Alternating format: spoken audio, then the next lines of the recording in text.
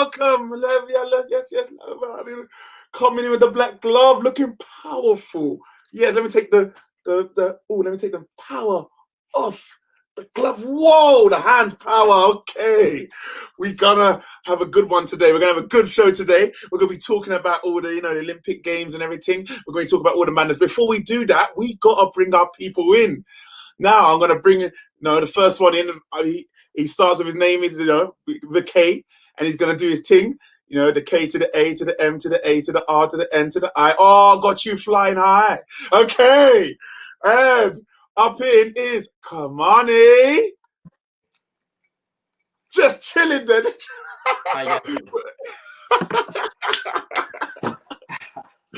Ready for this podcast. Yeah. Okay, cool. Next up, we're gonna have Mr. Motivator, Mr. Return of the Mac, Mr. D Mac, one and only. You ready? Let's go, D Mac. Here we go.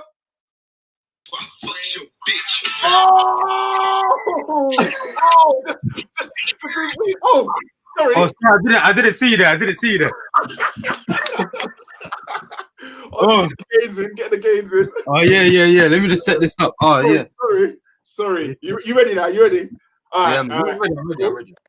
All right, cool. So our next co-hosts of the day, you know how he is, yeah. Mr. with the J to the A to the C to the K, Webster, double B because the B was taken, if I believe, if I'm right. Yes, right. Yeah, Jack Webster. What's he doing?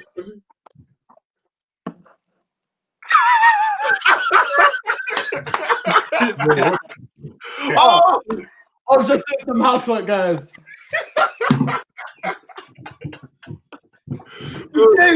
Saka! Wait, can you not hear my music? It's mad embarrassing if you didn't.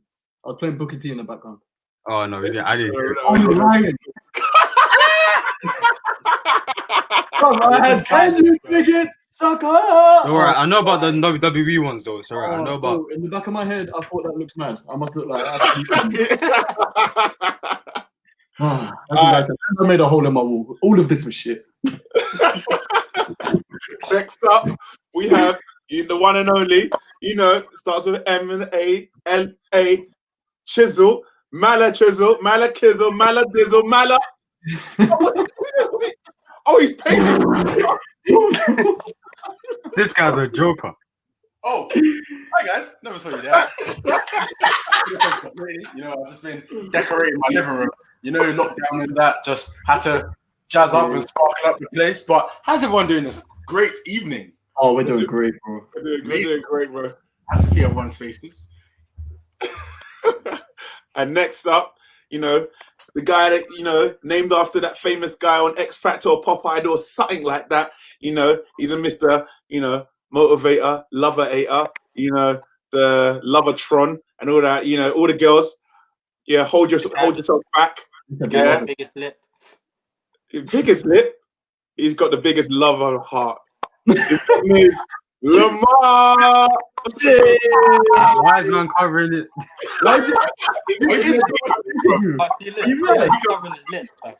He's covering his lips. Why are you playing peekaboo? Come on, you're ugly. Oh, no. I'm playing peekaboo. It's a long day. All right. So how's everyone's day been? It's been calm, man. It's been all good. Come on.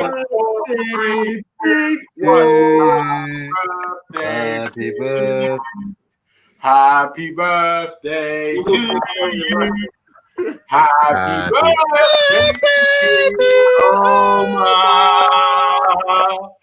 Happy birthday to you. Pew.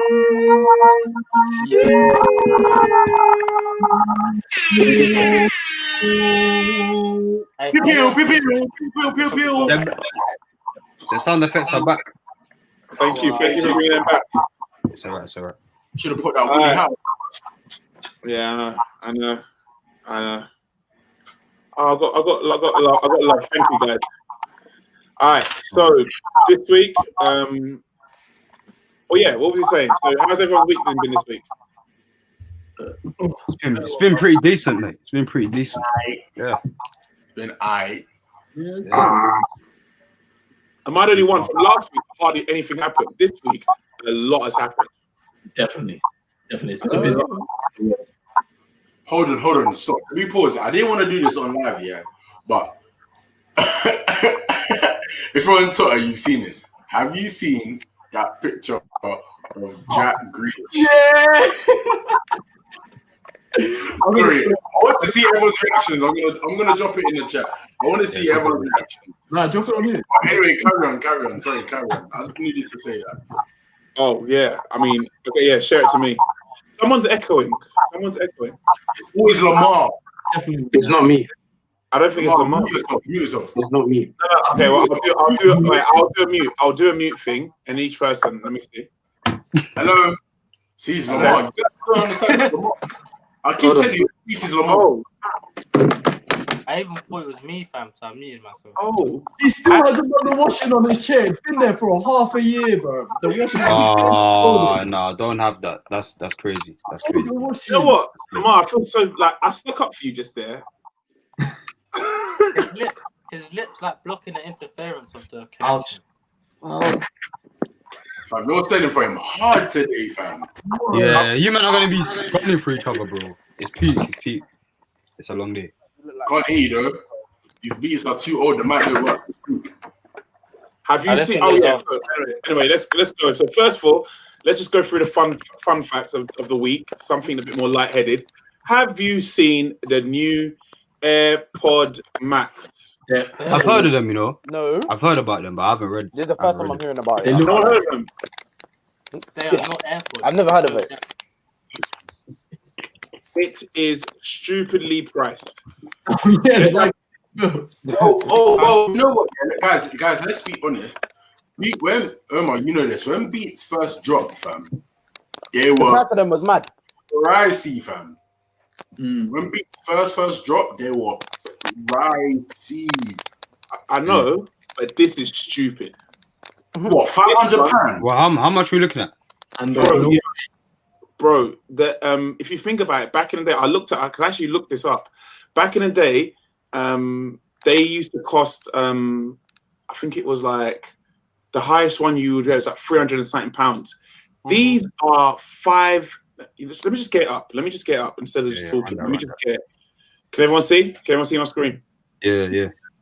Cool. Let's get that nice intro. Ooh. Oh, they're headphones. That's dead. Doesn't that defeat the whole purpose of what AirPods are supposed to be, fam? They're not meant to be AirPods. Like they're like phones, if you want to call it that. I don't know. You must have earphones. This photo is so funny. There's so much going on. Bro, that photo is absolutely hilarious. Yeah, I can't even share that. I was gonna share it. I can't share it. No, you can't share it. But I was just like, as the man, then you know, sometimes we talk about stuff that we can't share. But this is, bro. When I saw this going viral on Twitter, I was laughing. If you zoom into her foot, just look at the foot. Ooh. Oh, she needs to slap some cocoa butter on them feet, fam. Oh wow. Man said, "Oh wow." Yeah, that's mad. Cocoa butter. Really is a baller. Anyway, so everyone can see the headphones. Yeah. Are you ready for the? So everyone already kind of got a gist of the prices on this. 500 for them.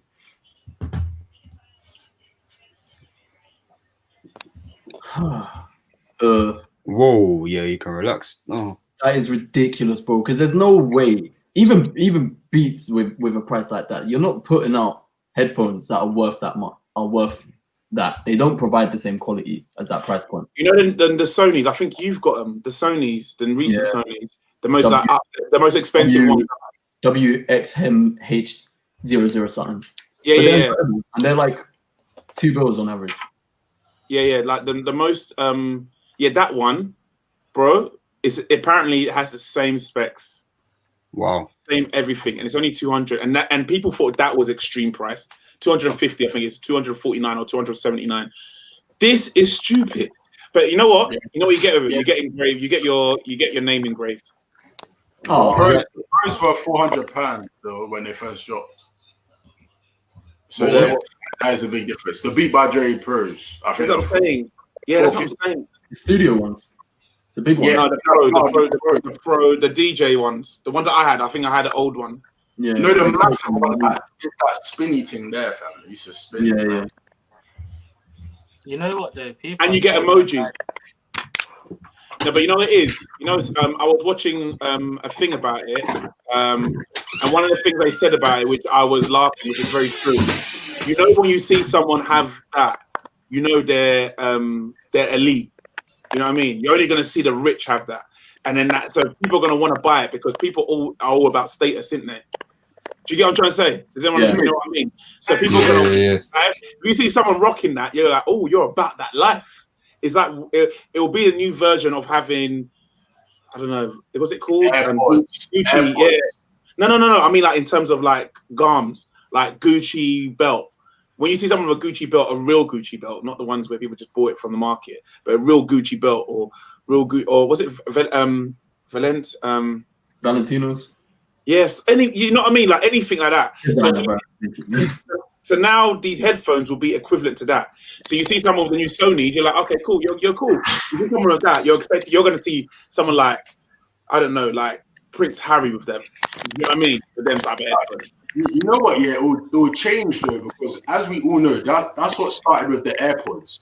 So with the AirPods, it was just like whoever was bathing. If you had peas, you got the AirPods first. Then literally end of 2019, start of 2020. Everyone has AirPods. No matter how much money you're making, everyone has AirPods because all them clickers and them F-stars were clicking AirPods to the max. And AirPods are dead headphones as well anyway. Like, this is just another dead headphone that just costs money and has the Apple logo on it. And it's such a dead design as well, man. It's just killing everyone. It doesn't even look good. It hasn't even got a case. They insult us by giving us this little pad here. What is that? Smart case. How can they call this a smart case, fam? Do you have to pay for that separately? No, it comes with it. You know why? It turns into a handbag. Look at it. It turns into a handbag. That looks like a case for a bra or something. Them ones there. Okay, bro. It looks like a handbag, one handbag. They're taking the absolute mick, bro. And they haven't even updated to USB-C like everything else is. They're still using a lightning cable. So blatantly, this is just the first version. So if you pay for this, you're wasting your money because eventually in the future, they're going to be having one with USB-C and more like variable to other devices and other computers. Because you remember the new iMacs and the new iPad Pros, they use USB-C. So you've only got something that can only be, I think it's just to try and keep it in line with their headphones that use lightning cable. But it's just a waste of money. Like if I'm going to pay that money, I'll pay it for a future, like a version 2 or version 3, where I know they've updated things and they've bettered it. Do you know what I mean? But yeah. I don't know. Apple are just shameless, bro, because their phones don't even come with chargers no more. They'll probably sell that with like one of the headphones missing. They're disgusting. There's no way. Oh, they are so shameless. Like they do take the piss. They don't care anymore. Do you know what I mean? And they get away with it. Thank you. Mm. And they get away with it. Like they literally no one. I think it's 7%. Cool. Yeah. So yeah. Anyway, other let me get the other subjects up. So I don't know if anyone knows about this. This is a. Let me just get the link on this one. This is a bit of a weird one. I'm actually new to it, but I thought it'd be good. It started at the beginning of the week. It's about Strictly. Oh yeah. So I don't know if anyone knows about this. I like telling you news, you know, because some of you don't know, some of you do know. So it's like you actually I don't know. So Strictly dropped us after we asked to be paid, says musicians. So bands say that they were offered a free lunch and screen time for appearing on the BBC spin-off It Takes Two. Crazy, isn't it? It's disgusting. It doesn't shock me too much either. So let me zoom in for people if I read this bad, but you can read it yourself as I read across. So a group of professional musicians have said that they were dropped by Strictly Come Dancing after they asked to be paid for performing on the programme's spin-off show. Armatera, I think I've said that right. Sorry, Armatera, if I've just butchered your name. A band who performed traditional Southern Italian music said they were excited when they were approached by producers who were enthusiastic about them appearing on the BBC companion program It Takes Two. So I guess this is like, you got Britain's Got Talent, you got Britain's got more talent. I guess this is the equivalent. However, when they asked for a fee to compensate them for a day's work, the BBC producers told them in emails seen by The Guardian, "We just don't have the money in the budget to pay for contributions and contributors." Instead, they were offered free lunch, and it was suggested that they would receive a decent amount of screen time, as well as mention of the group's name, which would help boost the band's following on Instagram and Facebook. The classic, like you'll get exposure. Hopefully, when things return back to normal and the arts is finally restored, taking part in this recording for such a great show will be of benefit to you. They were told by the show's producer, who wanted them to perform with professional dancer Nadia. I'm going to butcher her name, but I'm going to try for it. Bichakova. Sounds like she's Russian. Nadia Pichakova and Grazino Di Prima. Brand member Cassandra Baloso Bardin said the band responded by asking the BBC to honour the relatively low rates agreed with the musicians' union for sessions work. In addition to the hours of practice required, they then did not hear back for several days, only to be told the show has dropped them. The performer told The Guardian she was tired of musicians being expected to work for free. And so dancers. Dancers are tired of that as well. Just to add that in. I think I speak for all of us. They do the same to us. You know what the difference is? We don't go this far. Unless anyone disagrees with me, we will never go this far. We'll never think to take this to the BBC or whatever, that they made us work for free. Mm. I mean, I guess what? It's slightly damn. Those are the people that are doing it to us as well, as Jack said. As Jack said, he's not really surprised. I'm not really surprised, to be honest, as well. I saw this on Facebook earlier this week. I'm not surprised at all. As Omar said, I feel like because we're so used to it, we just do that. Like, oh well. Because no matter how much noise we make in the scene, it never makes a big change, as you guys know. Bro, this podcast, the amazing thing is when things keep on coming round full circle. Because what we noticed that gave them power, they have a musician union. Do you know what I mean? They have a union, again, that they can go to say, yo, you need to pay me correctly. Anyway, the performer told The Guardian she was tired of musicians being expected to work for free. She said, the days of, I'll give you exposure, we said that as well, something all musicians will be too familiar with, are over. What exposure? For what? We won't get any gigs these days, and we won't get sell any albums, as we have none to sell. Not being able to afford its production, they want us and our expertise, but they won't pay for it. This is literally, what is it with everyone that they want to put the arts on TV, but they want it for free, but they want us to do all the hard work that we give, but they want it for free, but they have no problem finding the budget for the runners, that everyone else. You know what I mean? Like. It's a consistent situation that I've just constantly seen again and again. Oh, has Kamani been kicked out? Yeah. All right. What's going on? Maybe it's his internet. They tried it. Wow. Lamar, why you? Lamar's happy it's not him, boy. Yeah, word. Lamar's gassed. He's not taking any more corn for like another half hour. No, I'm gassed that it's not me. I'm just happy that it's him. You know what? Oh. These two just make me laugh. But anyway, all right. So that's on that scene. I hope this brings light, and maybe more of us should do this, so they would think twice before they think of just bringing people in for exposure that no one ever gets. No one ever gets. I don't know one person. I don't know any time when I was even young, that any other times I've been on those shows or whatever, that I got exposure and it helped. The only best thing I can say that it helped for was by putting it down on my CV. And if the show does shit sorry for my language, if it does rubbish in the next 10 years or gets cancelled, like X Factor or any of those shows, then you saying that you did that show in 5 years' time, people will go like, what? What show? Do you know what I mean? So Yeah, no, they're just scumbags. It's just the same old cycle, you know. Like the people that work in TV, they have this hierarchy in their mind that like the arts are just less than, like they're just the backup dancers pretty much, you know. And the main act is what matters, but then the main act wouldn't be what they are without all of the background there anyway. They're just scumbags. They're just stupid cokehead scumbags. What Jackson? well, yeah. Sad. Very sad. Okay, cool. Then we go to vaccine. So we have our first vaccine taker or received it. Her name is Margaret Keenan. I believe she was 80 years old. I believe it's the first set. She turns 90. Oh no, she's 91. She turns 91 next year. Jesus 91. I mean, next week. Do you feel like there's any point at that moment to be getting the vaccine? No. I'll tell you why. Like Because if she dies, they're gonna blame it on the fact that she's very, very old. Okay, so we're not. By the way, anyone who's got like, I've got grandparents that is in that age of, I think she's like 92 or 93.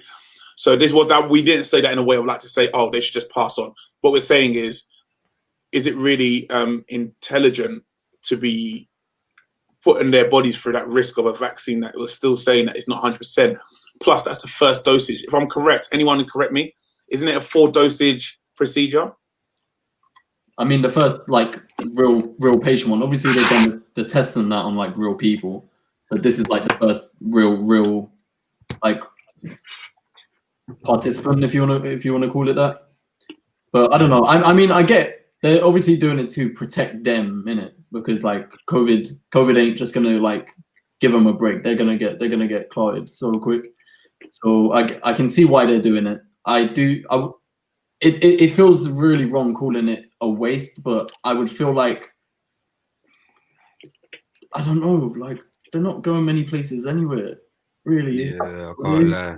I don't Like, really. I don't get I it. don't know how to say this in a way that isn't like Rude. That's what I feel like. Yeah.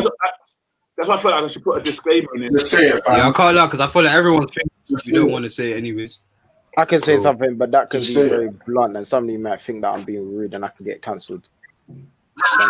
Yeah, guys, man. I thought we were here to be all of this. Oh yeah, I think this person's gonna make me feel like this. That's how it was a couple months ago. Now we're starting to be this. Oh, In fact, it's different. You know it's what? different addressing a controversial opinion and then being like, your man's dead, lol. You know, Yeah, that's what it is. Like, I get what you're saying, Mally, but it's like it's a bit raw to say that you've got 5 I years don't left, care. 8 years maybe. No, like no, because I don't even got no post on my Insta, so you lot can try and cancel me on what post, I don't know what. But anyways, yeah, this woman, realistically, if I'm being blunt and realistic, this woman's not gonna be here for that much longer. She's 91. She could die in her sleep tonight, God forbid. So, everyone's like, I said God forbid. no, it's facts, bro. It's facts. So What do you mean? you giving her this vaccine, yeah? I think it's literally just a cover up, just to say, oh, say if she does die like in the next few days, God forbid, you're just gonna blame on the fact that she's old. I say that it had nothing to do with the vaccine, even if it does. yeah, but So I think it's like ammunition for all the anti-vaxxers would be like, oh look, it's killed them. You know, so I feel like this would backfire on the government more than anything. Bro, she'll probably pass away and they won't say anything for about 2 years, fam. They won't say time, blood. They'll be like, yeah, the first person who took the vaccine, they've only just passed away. She beat this, and this. And you're lying, fam. They kept her body in a freezer. Fun fact, the second ever person to get this vaccine, his name was William Shakespeare. wait. I watched them talk about this. I thought they were talking about it in William Shakespeare's in years ago, as in he was a committee thing. There's actual guy called William Shakespeare of now. Mm-hmm. There's bear, bro. In the world, how many William Shakespeares there are, though? There's bear William Shakespeare's. I said it's better William Shakespeare's. Fam, remember, someone in the world has the same name as you. Not every single name, but has the same name as you. As what Jack said, remember, one of his bees are gone. Yeah, well, that's weird, you know. That's mad. Better the Jean McTurners. I just think it's a bit weird that we're saying that the problem is that we, the young people, are the ones who are sharing it. I don't know. Wouldn't we think to vaccinate them or our front line staff? They are the first people as well. Are the first NHS frontline staff are.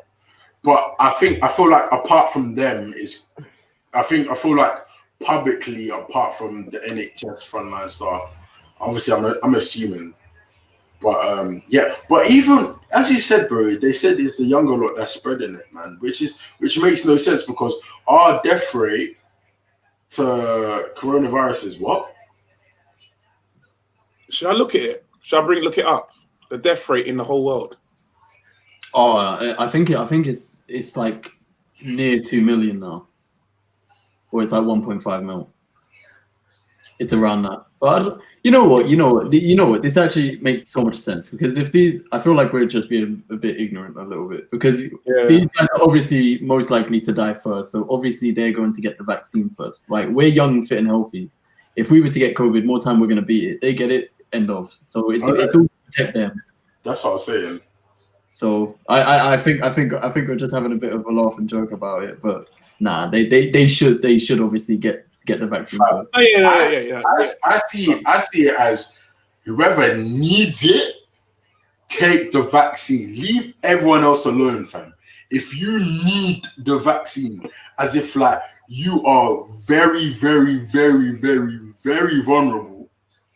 Extra emphasis on the veries. Yeah, that was bare berries. You take the vaccine, bro. I don't know why they put it out there. Yeah, everyone's gonna take the vaccine. Allow it. If you're vulnerable, take the vaccine. Because how many people are now getting coronavirus? And I'm seeing it, guys. Let's be real. I don't know. For me, it's coming. It's more close to home now. Like it's getting like proper people that I know that are having it, and they're just telling me that they only had to quarantine for 14 days, and now they're fine. They're back at work, and like nothing has happened. You know what I'm saying? Yeah. Yes, man. Still. I don't know. I don't know why a global thing now that Ticketmaster are saying if you don't have the vaccine, sorry, give me a second. A gig. Yeah, that's when it gets a bit mad. I said when Ticketmaster said that if you don't have the vaccine, you can't come to any of their events. Oh, Yeah. That's long. I was just like, well, you got to lose money there. Someone said the side effects will kill. So Akeem said this side. I think he's talking about right now. Yeah. So this is what he says. The side effects will kill them. Do you think the side effects will kill them? I mean, it's possible. Like vaccines all carry side effects anyway. Like you're usually going to get like flu symptoms, cold symptoms. So it's very well possible. It depends on their immune system, innit? Like I think they're close to that end of life stage anyway. So I think even like I said Akeem would do it. Akeem said, yeah, so you know what I told you about so it is 2 doses. I thought it was 4 doses. It's 2 doses. He says it's 2 doses taken 24 days apart. Mad. 24 days. Yeah. I don't really get it. I can't lie. That's what I'm saying. I've never heard of a vaccine like that. It confuses me. The first dosage don't do anything, does it? It's just the second dosage. They said the first dosage is not going to really defend you from anything. It's just like the second dosage. It's like you got to get like a thing. Like I don't know. I don't know how I feel 100% about it. Like I would have thought they would have gone straight, but I do understand because obviously the older people, we want them to live a little bit longer. Like who doesn't want their nan to live at least another few more years? Do you know what I mean? Have at least another like 9 years. She's 91. If we could push her to 100, that would be beautiful. Do you get what I'm saying? So she can spend those beautiful times with her family and everything. So you know what? Have to have it. Yeah, just take it because it's like you said. You all said it. We are surviving the disease more so than your average older person or vulnerable person in general. Yeah. I thought I'd show the deaths. So globally at this current time, there has been 68 0.165877 million confirmed cases. That's when we live on a planet that is how many billion is there? 7.7. Probably near to 8 billion now. Yeah, probably closer to it. I can see where people are getting all these percentages. Like it's not killing people as much as everyone's making out, and it's only killed one. I say only. Sorry, I shouldn't say that because I know people that have had people that have passed from this. So I'm not going to say only. That's insensitive. It has killed 1.557, 385 million people. There's been 385,477 new cases today. Let's see where it's worse. Apparently, it's the US. Without a doubt, it's the US. They are. I know. You know what? I don't think they have the worst. It's America Russia. don't have the worst. It's Russia. Apparently, they've only just passed their 200,000 mark. Who? It's America. Russia. They get like 200,000 cases a day. Deaths though, Omar, go down. Yeah, I've just gone on there. Oh, sugar. I told you they just passed their 200,000. Yeah, I told you. That's confirmed cases. Though. I look at the deaths, Ricky. That's mad. Cases. Yeah, but as we know, like it depends on how vulnerable the person is. Obviously, we know this is slightly deadly, but if you're healthy, then more time you're gonna beat it. Go over to the UK. Look, hold on. I want to compare the US to the UK. So the UK has 6. Wait, hold on. Wait, hold on. Why did that? Okay, no, okay, I got that wrong. But anyway, yeah. So we got 62,000, and the US has what? 280,000. 200,000 something. That's mad. Yeah, but bro, deep the population, I know. Like that's like Man. UK times a million. Yeah, true. We're like less of us. We're like half of some states in America, fam. You gotta realize that. Yeah, we are 60 million, and they are 300 going on 400 million. So that's a difference. But Brazil, I think that's really bad for Brazil. Yeah, Brazil was. Brazil had it bad, remember? Brazil, that's really bad. Oh, Spain and Italy. Check Spain and Italy. Spain is. Oh, that's pretty. Italy. That's pretty bad. Pardon? Wow. Spain. You said that's pretty bad for Spain. That's bad, bro. Bro, how would these not Spain bad? had it the worst, bro. How's that bad for Spain? We've surpassed Spain. That's not bad.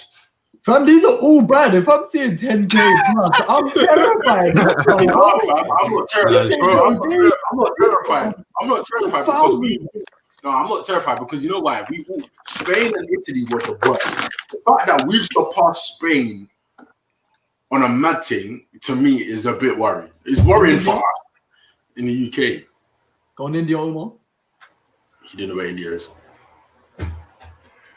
Oof. That's bad as well. I swear they're the third highest population on the planet as well. I think they're the most populated on the planet. Isn't it China? No, they've surpassed China. India's got like over 1 billion population now. That is so sticky. Look at their confirmed cases. That is so sticky. And India's like 10 times worse because everyone's so like congested in such a small country. Look at China. No, go back. Okay. All I want to say. 4,000. All I want to say. The devil is a liar. You know what's different about China though? You lot think. Wait, pause. 4K. Wait, pause. All right, it's definitely 1,000 people in my whole life. It's definitely more than 4K. But the reason why I'm not surprised if they're lower than most countries is because China actually locked people in their homes and completely anti-backed the whole country like crazy. Yeah. Like people couldn't get shot. No one could go anywhere. Like police would probably kill you if they found you going outside. You know, people got killed. Yeah, of course they got killed. China's so messed up, bro. China's on Greece, fam. Fam, they're doing up Holocaust 2 right now. Like, China's the biggest mess in the world.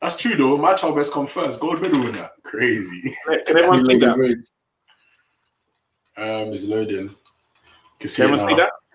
Yeah. Scroll up a little bit. There Has we go. everyone seen that? Poor countries left behind as richer nations hoard enough vaccine to immune population near 3 times over.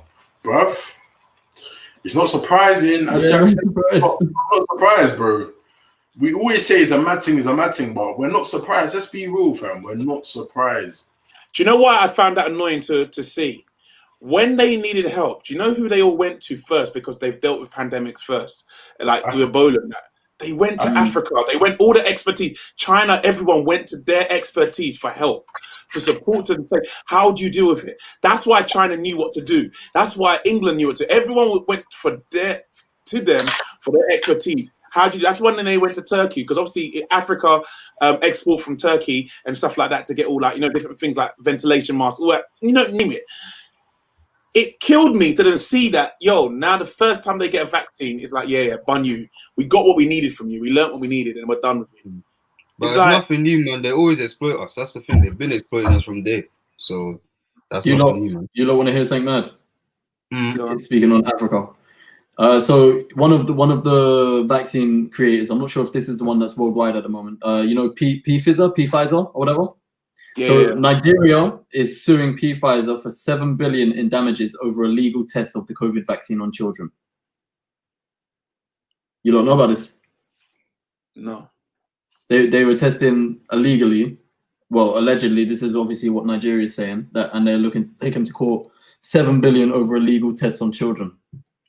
Isn't that what we're now using on our people now? Is it the Pfizer, whatever the thing is? I'm pretty sure we have Pfizer, yeah. Yeah, Pfizer. Oh, that's just a jarmy, man. It's just disgusting. You see what I'm saying, guys? You see what I'm saying? Guys, everything that I've actually spoken about here in regards to COVID has just come true. And it's kind of scary. It is when you had all like the African leaders saying shit through June, July, I kind of looked at it and was like, okay, cool, but it feels like it may be a conspiracy. When they were like you had one African guy say, African king, I don't know what country it was, Cameroon something. He pretended to inject that he swabbed himself, but all he did was swab mangoes or lemons. He sent it off and it came back positive, and he was like, "This is how we know you're lying." And then I heard about the fact of them, going to young people and practicing on the young black children and that stuff. I heard about it, but I heard it as a conspiracy, so I thought it was bullshit. But now it's come out. I heard about this. I heard about this. Gone. The kids were in Senegal, I think. The Senegalese children. Isn't that what Belgium did to Africa, the Congos, when they were just experimenting on them? Isn't that what the people in America, I think the guy who was famous for childbirth, but actually he was experimenting on black women to find the best pain, was it called painkiller or hysterectomy? I don't know what it's called. The painkillers that women use. So they were testing it. If she reacted and she was in pain when she was like pulling the baby out, it meant, oh yeah, this one doesn't work. And you had black women that would die. Bro, that's mad. You didn't know about this? No. You should look it up. It's really sad. It's sad. That's how they found not to be using the what do you call it? Not tweezers, but you know what they use normally, the things they use to pull the head out and baby. Find the best painkillers for women. They tested it on black women in America, but he got not MBE, but he got like big, even though he did it like this has not been unknown of this whole testing. But it's sad. Anyway, sad. Well, we continue with the sadness because next up. I don't know if anyone heard about this. Oh yeah. Oh yeah. I've heard about this. Denver Bar is a bad man. Yeah. So, as far as I know, the fourth official said what's translated to the word black in Romanian. To the assistant coach, the one on the left hand side now. and he's obviously interpreted that as like him saying the M word in it, and we obviously don't know who, what, and the other. But like in any context, he's basically saying he was referring to that black guy, basically like that black assistant coach. But no matter what the context is, really, you can't really be saying that, especially at a football game when you're preaching like, you know, respect all races, stand up to racism, this, that, and the other. And then that's how you're describing, man. Especially, I think in Champions League this season, he's the only black manager. Like, he's not the manager, but he's the assistant. But he's the only black in any managerial position. Especially in Champions League, yeah. That's what I mean. Like, it's meant to be the most cohesive, like, competition in the world. It is, and like this guy just made an absolute mockery out of it, really. And all players walked off the pitch, which is, I respect that a lot. For once, because you know, there times England players would not walk off the pitch when you had Raheem Sterling having racial abuse, and they all just said, like, carry on playing. It's like, really? Like, they're getting monkey chants and bananas thrown at them. It's disgusting. What annoyed me, guys, I'll tell you what annoyed me, is how UK was quick. The UK press was quick to put their attention over there, but not want to keep their attention on the Millwall game, where it was fully booed. Bro, did you see what John Barnes said on Twitter, fam? No. John Barnes was just like, nah, he's not saying Negro, he's doing this. I was just like, this John Barnes guy, yeah, anything that happens racially, for some reason, he's not on the side he should be on, bruv. Normally is. For the things I've watched, normally is. Nah, bro. The last couple ones, he's been saying some very gazy stuff. Like, he's been saying some. I'm gonna find the tweet. I'm gonna drop it in the chat. You're gonna be like, on this particular situation, personally, I would say that I don't think it's just because of this. I think Demba Ba is at a point of, this is not the first time he felt racial situations happen in Istanbul. And the team, funny enough, the team he's part of has the biggest far right racism in Turkey. I don't know if you know that. Didn't know. But you know, like in UK, Millwall is seen as the far right. If you go Dimo Kiev in Russia. Ukraine, right in Ukraine, I think it's Ukraine, or maybe it's Russia. It's got like loads of far right. Do you get what I'm saying? So you know, like certain football teams. Yeah, this is one of them. So you obviously, it's got Galatasaray and Fenerbahce and all them other Turkish teams. Yeah, this is one of like the most racist far right fans. So I feel like it was a bit of a build up, and I get where he's coming from. I just feel like it wasn't as bad as the Millwall game. I feel the Millwall game was worse. Oh, I would definitely agree it was worse, because with this one you can, like, I guess there's like sides if you want to call it that as to what was said and this, that, and the other, because obviously cameras have picked it up. But with the Millwall one, it's outright like racism, and you couldn't they don't even try to hide it. They're outright displaying real racism. What happened in the Millwall game? The players, like, before every match, obviously take a knee for Black Lives Matter, and like all the Millwall fans basically just were like booing, like screaming "F off," this, that, and the other. Maybe a couple racial remarks, but I don't know if that was reported. Yeah, no, that's mad. Yeah, so to me that was worse. Like, this one was a bit of I just feel in my own honest opinion, I feel it was a build up of ish he's been going through, and he just got to a point, because from what I get, his issue was that you could have addressed that person as the guy over there, but you wanted to address him as the black guy. But his point was that you wouldn't do that if it was a white person. You would say the guy over there. But when he was black, you had to say the black guy over there. And I understand. I get it.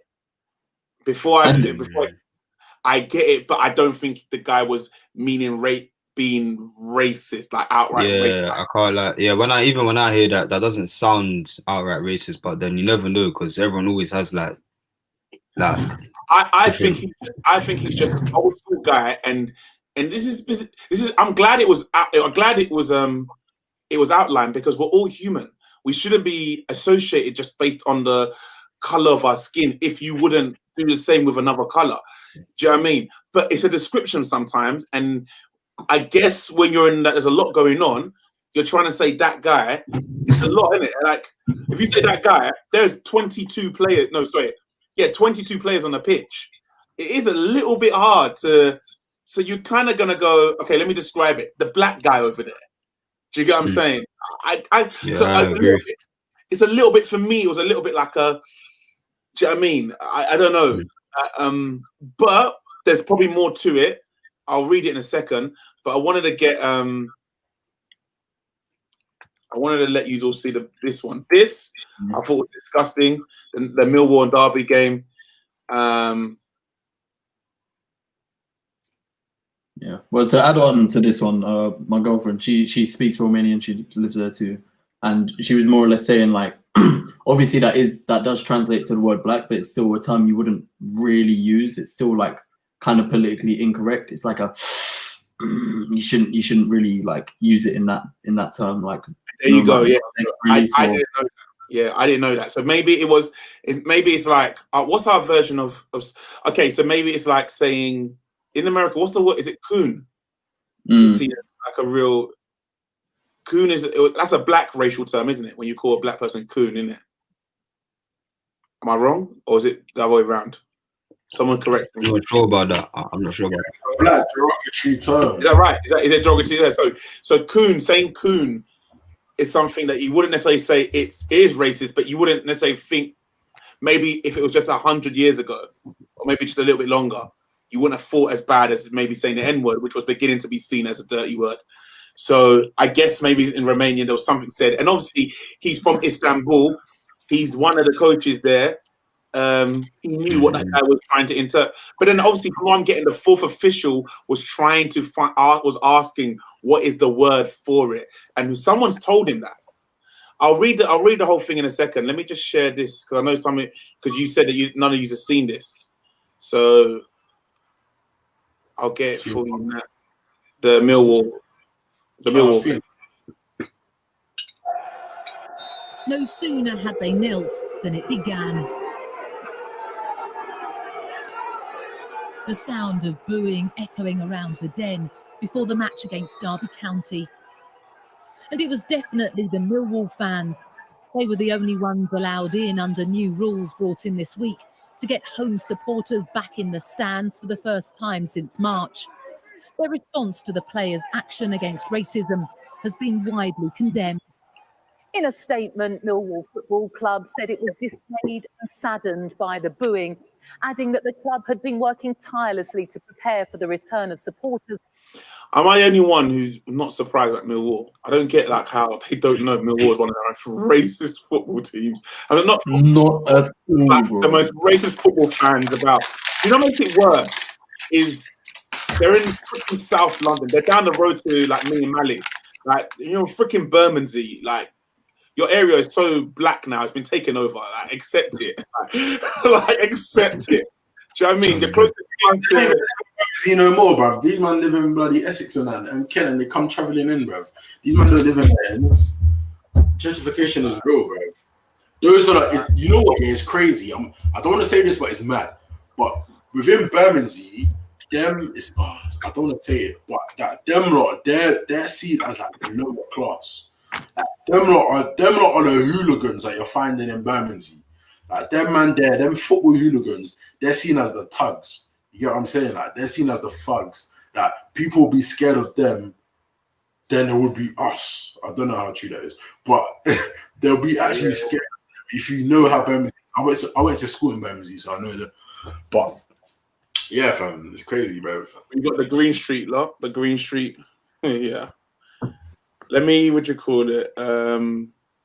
So you know what? I'll leave that to you lot to go and look into about this whole PSG thing. And based on what Jack just said to me, like I said, I don't think I completely understand it. Maybe there was more to it than we actually know. And there was maybe there was more to it than we actually all know as a team. I mean, the same. I think I don't know if you watched it, but Gary Neville was talking about this on like when he was doing on like commentary or whatever.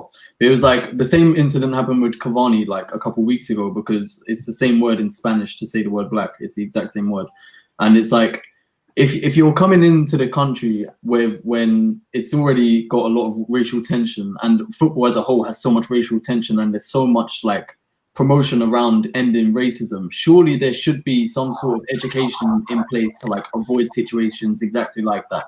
Like every single player, coach, ref, they should all go through some form of like, just, it hasn't even got to be so in depth, but just like these can be interpreted as this, and you should refer to people in this way, that way, da da da da da.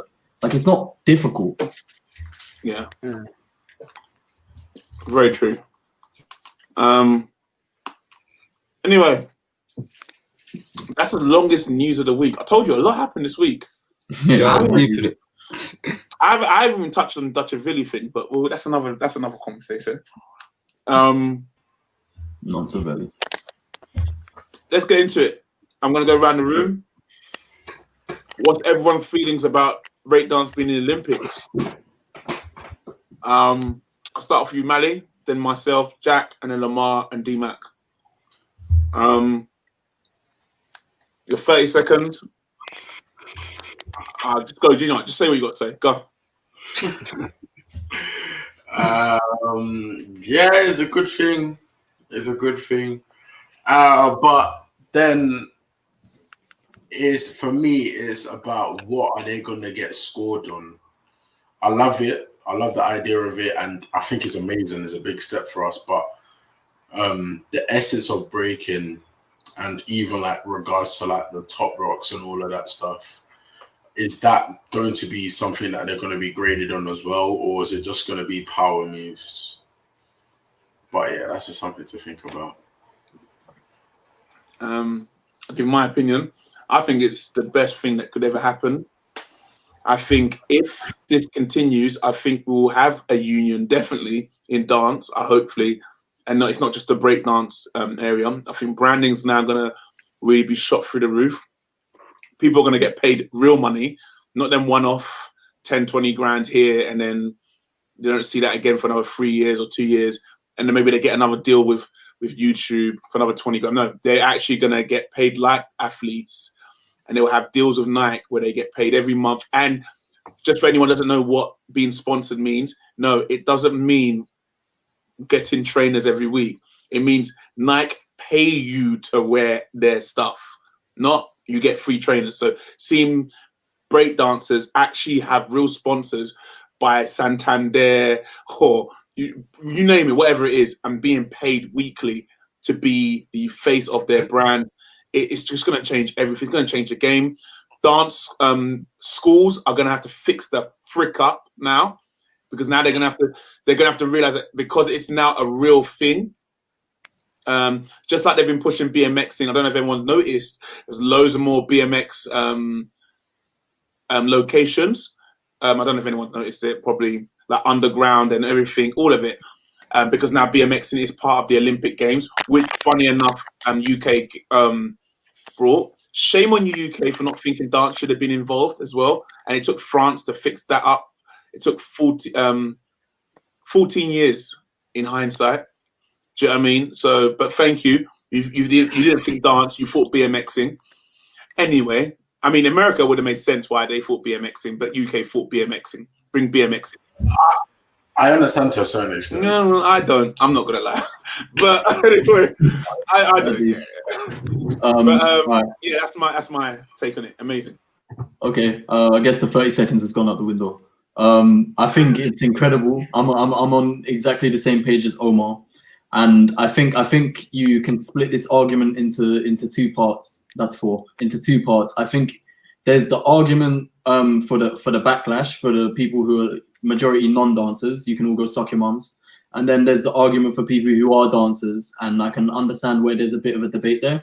For the people that are non-dancers, people just want to complain for the sake of complaining's sake because you're sad and lonely. I'm sorry for you. You hate your kids. And it's like you're happy to see a horse do 1-2 step to get gold medal. But if a breakdancer did it, then you're going to start crying tears. It makes no sense to me, because if they came home, especially with talent that UK have, when they bring a gold medal back to the postcode, you'll be eating their ass. So it makes absolutely no sense to me. But if you're talking with people who are in the scene, I understand the argument, and I hear the point where it's like you want to gatekeep the culture, you want to keep it raw, the ruggedness, and also there's the fear of politics being involved as well. And I hear that, but I don't think that's a valid enough argument for it to not exceed further. Like, I think breakdancing as a whole is such a physical and ridiculously like physics defying sport. Like, these people, we can call them dancers, but I think it's very obvious that they're athletes, because there ain't any off season like for them. Like, there is if you're doing track and field and you're swimmers and this, that, and the other. But these lot, they're training just as hard, doing the same, if not more, sort of work that most professional athletes are doing anyway. They're just now being able to do it on a worldwide global stage. And I understand there's politics in it, and it's not going to start off perfect. Nothing ever does. As time goes on, things will change and rules will get perfected to a point where everyone's happy with it. Like, you can say that with football now. Like, VAR technology's come in. People are saying it's ruined football, but it's not going anywhere. Rules are going to change. People are going to get used to it, and it will get better eventually. And it's going to start off maybe a bit bad. It's going to start off debatable, but it will be good. And like Omar said, it's only going to bring so much more money, revenue, jobs, sponsorship. And if you deepen it, like, it's got a whole new generation of kids who are going to grow up and they're going to want to be a breakdancer. Like, you got kids who want to grow up. They want to be Michael Phelps. They want to be Usain Bolt. Now you got people who can grow up and be Kareem. They can be Sunny. They can be Hong Ten. Like, how is that not a good thing? I could go on forever, but that's my piece. I think it's great. 100. Lamar? I'm on the same wave with you lot. I think it's a step in the right direction if it's done correctly, and if it's done in the right way to actually benefit not just breakers but us as dancers as a whole. Regarding the whole backlash and the mockery, I mean, like Jack said, everyone can go, yeah, but Stop their moms. But I think it's just I don't know. When I'm saying like, I hope if it's done correctly, like regarding the whole mockery situation, people be like, said something about what is cheerleader next and things like that. Basically, downplaying the sport, saying that it's not a sport or whatever, blah blah blah blah. And similar to what Jack said, I mean, these people are putting their bodies through a lot, probably more than what most athletes are putting through. Because you got to deep it like this: people throwing darts at a board is in the Olympics, but you lot got a problem with breakdancing. How the hell do you train for darts? How by going to the pub and just drinking tea for the audacity, they have beers in their hands as well. Exactly. So it's like, man, this world is something else. Yeah. To be fair, the argument comes from a lady who does squash.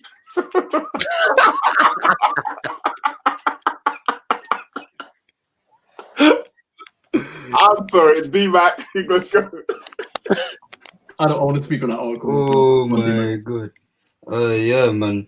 Like, once again, this is a very good thing for us, man. I'll be real. I think it's very good for us. It's good for the scene.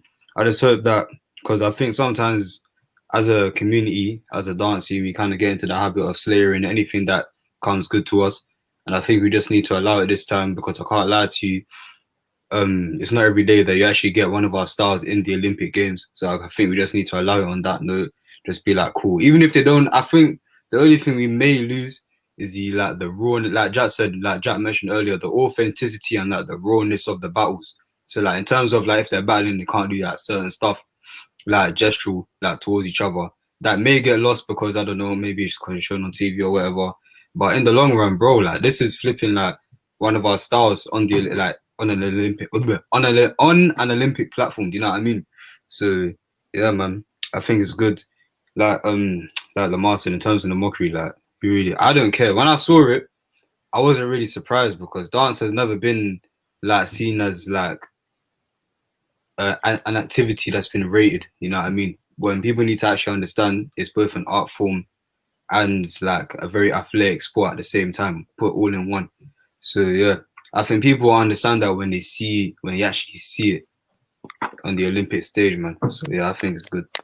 100%. Because it's like we were saying on the podcast not too long ago, like people will understand when it's forced down their throat, more or less, or like when it's seen in front of them, or they're in that scenario. That's when they understand. I like you, bro. I expected all of this backlash because people don't want to understand. They would prefer to just slay it because it's funny or whatever. And you know what? I don't think the memes are bad. Like I think they're pretty funny in it. You see people doing like some joke stuff in the comments and the meme pages and that. That's funny in it. But the people who are legitimately angry, like that's like that article when you were talking about with the squash player, like yeah. Wait, what did she say? You're hitting a ball at a wall. What did she say? What did she say? Come on. She was like, I don't know. Have you got it, Holmes? Yeah, I'm just trying to get up. I'm literally trying to do it now. So squash players are outraged because they've been campaigning to try and get squash in the Olympics for time, which I don't have a big problem against, to be honest. It wouldn't really affect me. It is a sport, and if you've ever, I played squash once in my life and I died. It takes the wind out of you, bro. It's actually crazy, like physically enduring, isn't it? But it depends where you put, like what determines a sport to be of Olympic level. Like for me, breaking is undeniably in that realm immediately, bro. Because if you go back to Greek times, these men weren't far off doing the same thing. Like you're putting your body through crazy power and technique, and you're spending years upon years like perfecting that craft. Like how it isn't there already is mad. Yeah, for real. Like man said, table tennis is in the Olympic Games as well. Like deep, like table tennis, fam. No, you know what it is? I think I'm going to stick up for her now. You know what it is? She's just upset because they've been pushing for it. And I kind of understand. Like, from another point of view, I get it. Because you just said it, Jack. I've played a bit of squash. It's freaking hard. I'm not going to lie. Like, there's nothing easy about it. I think from her point of view is she has a narrow mind of what break dancing is. So she's already kind of put that on there and then thought she's put it on. When you read the article, or I'll read it out, she's put it on the same level as BMXing and all that stuff. Again, BMXing actually personally is a lot of work, a lot of leg work, and it's not easy. I've done it. I did it on when we took the kids from Rokeby to one of the BMX tracks in at the Olympic Park, and we did the track. It's hard. Don't let anyone tell you that was easy. That stuff was hard. You just, and it's all timing, mathematical timing. If you miss one I came off, and I hurt myself. Like I didn't come off like on the side. So, but anyway, she's comparing to all that stuff. But her frustration is they've been pushing for it because it's a sport, and the Olympics are not accepting it. But what she has to understand, while she's kind of gunning for the breaking, she said, and I also do feel the Guardians is fishing. The Guardians fishing for a reaction. Definitely. They're fishing for people to get pissed because I think deep down they kind of think the same thing, and so I think they're just trying to make everyone get angry. You got to remember it's news, isn't it? But deep down, I think, I'll go through the article and then you tell me what you think. So she starts off with they've gone for the worst word. I think when she means mockery, I think it's a mockery that they've still overlooked them. That's what she really means. It's just been pushed out to make it look bad. She even says it here. I don't understand. Say squash great. She's from Australia. Lobbied the squash to be included for years. Okay, cool. It's telling me I have to. What do you call it? I'll do it later. That's it. Okay, cool. So Australian squash great Michelle Martin says the Olympic Games have become a mockery after breakdancers was added to the program in the Paris 2024. Also, she has to remember Paris is very powerful for dance, more so than anywhere. The capital. Yeah, like it's taken over, especially for breaking and hip hop and like the foundation styles. It's pretty much taken over from America. Like I can hold that with my chest. I think the only thing America now have is the new styles like Chicago footwork and light feet. Like the new styles they've been putting in. Do you know what I mean? And juking and all those other styles. Like they've the new stuff over in America and New York especially. That's what they. But all the old stuff and the foundation and everything. France has become the capital. UK could have had it, but the problem with UK, for me personally, until recent generations, we kind of lived in the shadows and living up to America. I feel, this is my opinion, so no one go to me, no, we wasn't. I feel like we cared more about what America was thinking, so we always tried to do what was right. Do you know what I mean? Whereas France said we'll take what they've done and make it our own. And that's when we got people like the twins and so on. Anyway, so Australia says, she goes, Australia's three-time world champion. Immediate reaction to learning squash has been overlooked again, yet again, this time in favor for breakdancing was, oh my God. You look at the whole thing and you just go, where's the Olympics going? That's what pissed me off. I know some people say breakdance is a sport, but I don't understand. Martin told AAP. The Olympics was about a score. And this is why I'm gonna show a video of it being scored, because everyone was asking how can this be scored, or it was running a race. There was a definitive answer and result to sports, which is what I think everyone's talking about, right? Everyone's kind of confused. How do you do this? I've seen it been done. I've watched. I used to be. I'm gonna say it now. I'm a bit of a fanboy of the Red Bull battles. I would throw it on, or I'll try and stay up late if it's coming on. I haven't done it as much in the last 2 years, but I used to do it a lot. You bring all these judges things and it just gets so corrupt and so out of control. I just don't get it anymore. Squash has been lobbying hard, unsuccessfully, for decades to be included in the Olympics, but not even support from tennis star Roger Federer has been able to give squash a look in. Before breakdancing, officially named breaking, beat it, squash has lost out to sports including skateboarding, sports climbing, BMX, surfing, golf, and wushu. I need to find out what wushu is. What's happened? Oh, have I gone down? But the difference is, like, with breaking, I'm not sure when it was introduced into the Youth Olympics, but when this was in the Youth Olympics, it was the most popular event by miles. Like, people were like towering over the fences to try and see this event, and it almost forced them into a position where they have to accept breaking, because it's like, regardless of like the other sports and stuff, I feel like breaking should be up there anyway on its own as a sport, but also because of how popular it is, like it should be there eventually anyway. And Renegade and many other people have been lobbying this for years. So she doesn't understand. You know, like people don't realize, get the backstory of something. This wasn't something they just did overnight. They've been pushing for this for years. Years. This wasn't done over 2 years ago. Years. And they only got to do it on the Youth Olympics, got to test it out and prove it to them that this could work. Because everyone's big thing, what she's bitching about, was how can you score it? I'll keep on reading. Oh, sorry. Oh, yeah. Sorry, Marcus. I'll let you speak in a second. Yeah. Yeah, actual b-boy. Yeah. Before breakdancing officially named breaking beat. Oh yeah. Sorry, we read that bit, which was as heartbroken as she is, Martin, who has won 6 British Opens, the Wimbledon of squash, the Wimbledon of squash is no longer surprised. After the last one, you get to a point where it's almost expected. The former long-time world #1 said, "Why? I don't know, because the amount of effort squash players put in. I know what it's like training for the sport. It's one of the hardest sports to train for and play. Try breakdancing, bitch."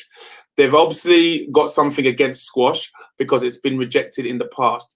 It just keeps getting overlooked. I don't know what to say. That annoys me when you say that. You just got to think about how maybe you're new. I'm sorry, I shouldn't record that. Just correct the way you're thinking. Because I would never say that. Do you know what I mean? 50-year-old, I get what she's upset about, but don't say it like to say the other sports aren't that hard. Do you know what I mean? Anyway, the 50-year-old has lost all hope of squash ever gaining Olympic status, especially when the IOC has opted for breakdancing on this occasion. Yeah, and that's another thing everyone's got to remember. It's only for this Olympic game. It may not get to be in the next Olympic game. Really? Yeah, it may not get to be 100% in the next Olympic game. I don't know that. It's sort of making a mockery of what Olympics is, Martin said.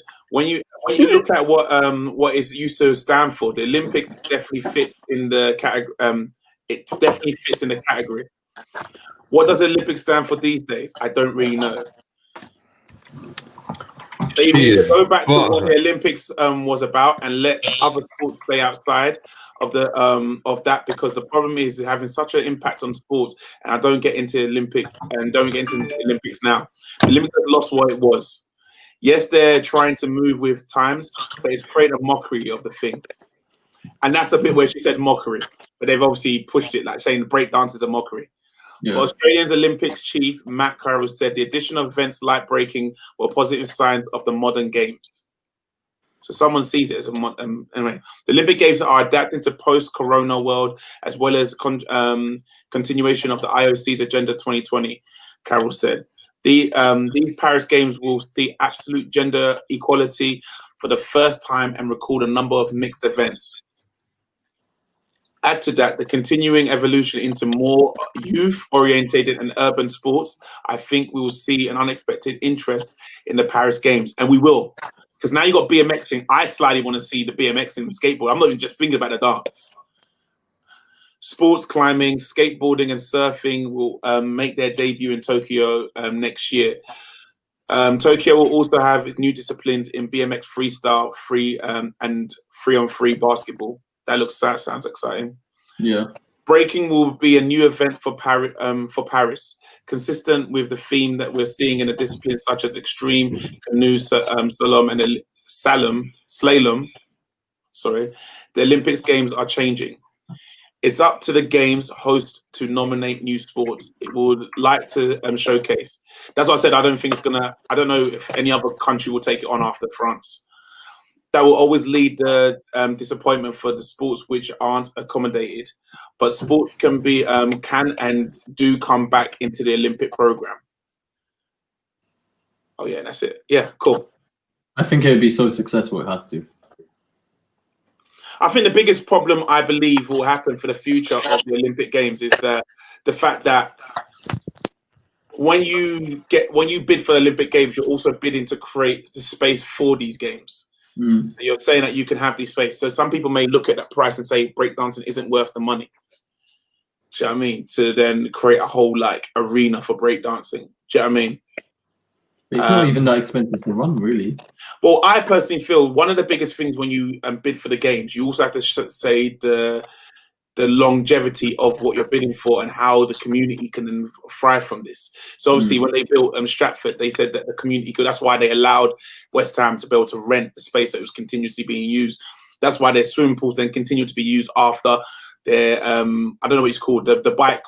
I've rid that bike. It's freaking hard. That's another hard thing. I don't know how they do it. You know, where they're like on an angle and they're riding around. Oh, yeah. Velodrome. It's not velodrome, I think.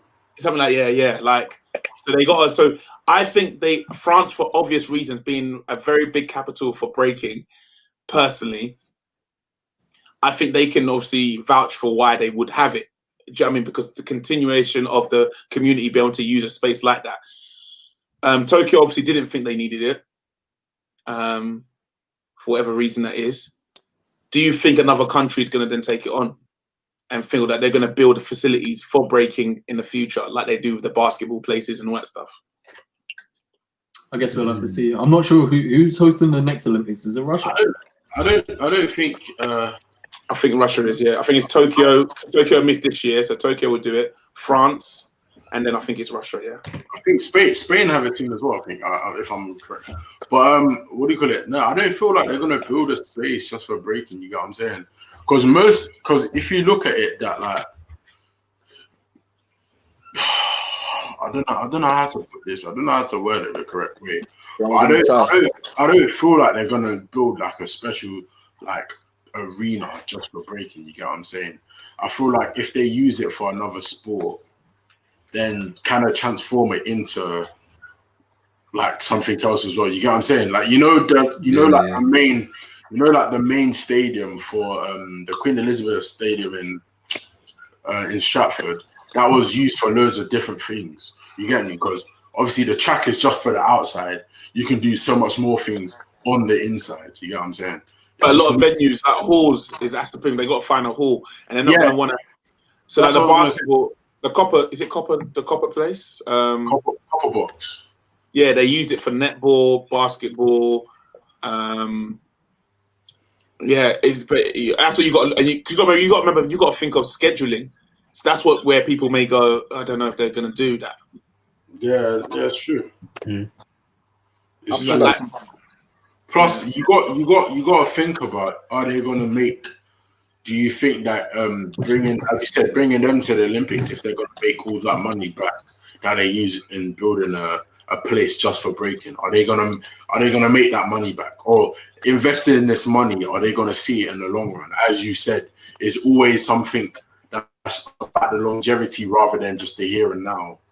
Because what about in 15 years? Hence why when you said, "Oh, you don't understand why the UK never put breaking forward," I said I understand why France will put it forward, because obviously I don't know if France is a smaller country, but to me, I feel like their scene, especially their breaking scene, is much bigger than our breaking scene is. You know what I'm saying?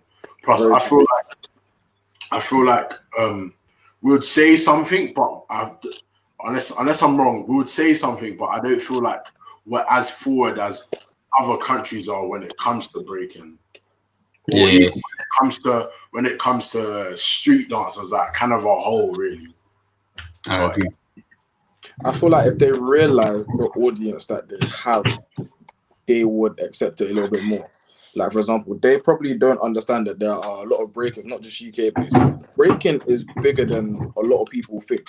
But there are just some ignorant people that are probably seen like 5 seconds of a dance and think it's not worth kind of like making the space for. Whereas breaking is a massive community through hip hop.